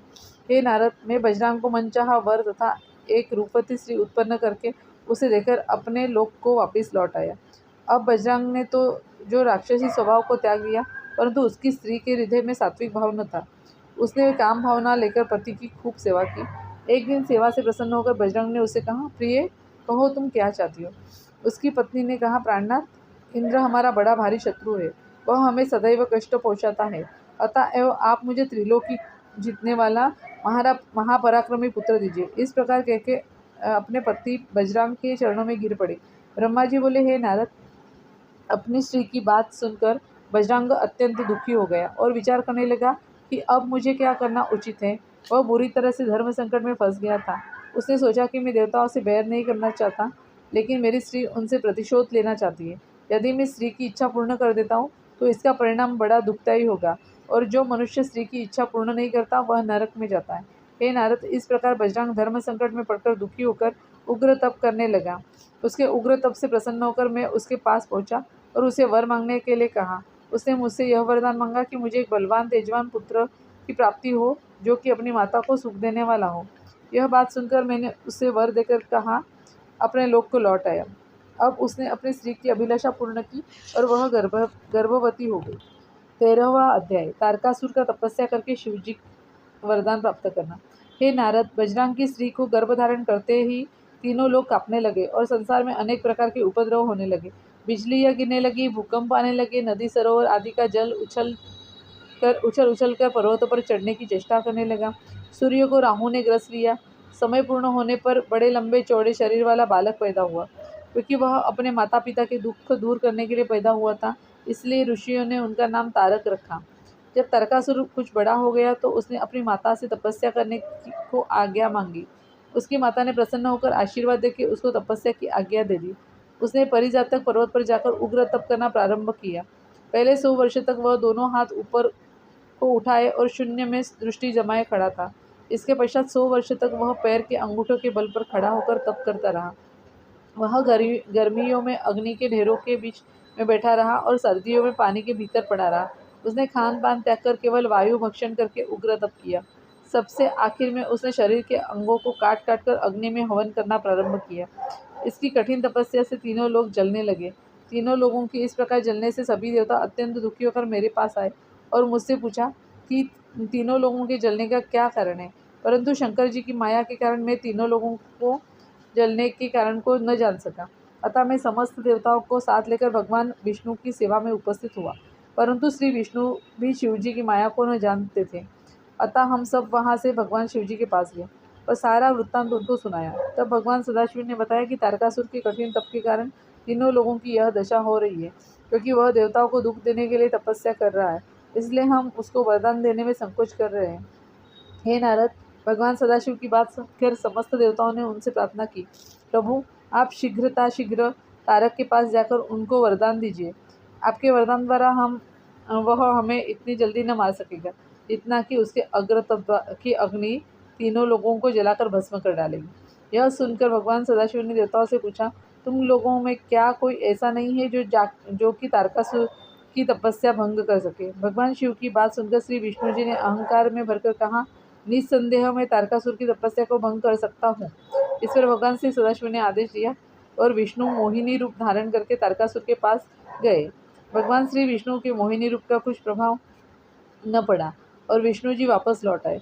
हे नारद, भगवान सदाशिव की माया का ध्यान करो कि कितनी प्रबल है, जो भगवान श्री विष्णु शिवभक्त तारक को चलायमान नहीं कर सके, वह भला भगवान सदाशिव को कैसे जीत सकते हैं।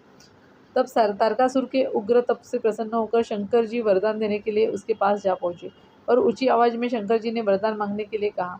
हे नारद, भगवान श्री सदाशिव जी के सम्मुख खड़ा होकर तारकासुर से ने तुरंत अपने नेत्र खोले और हाथ जोड़कर भगवान की स्तुति करने लगा।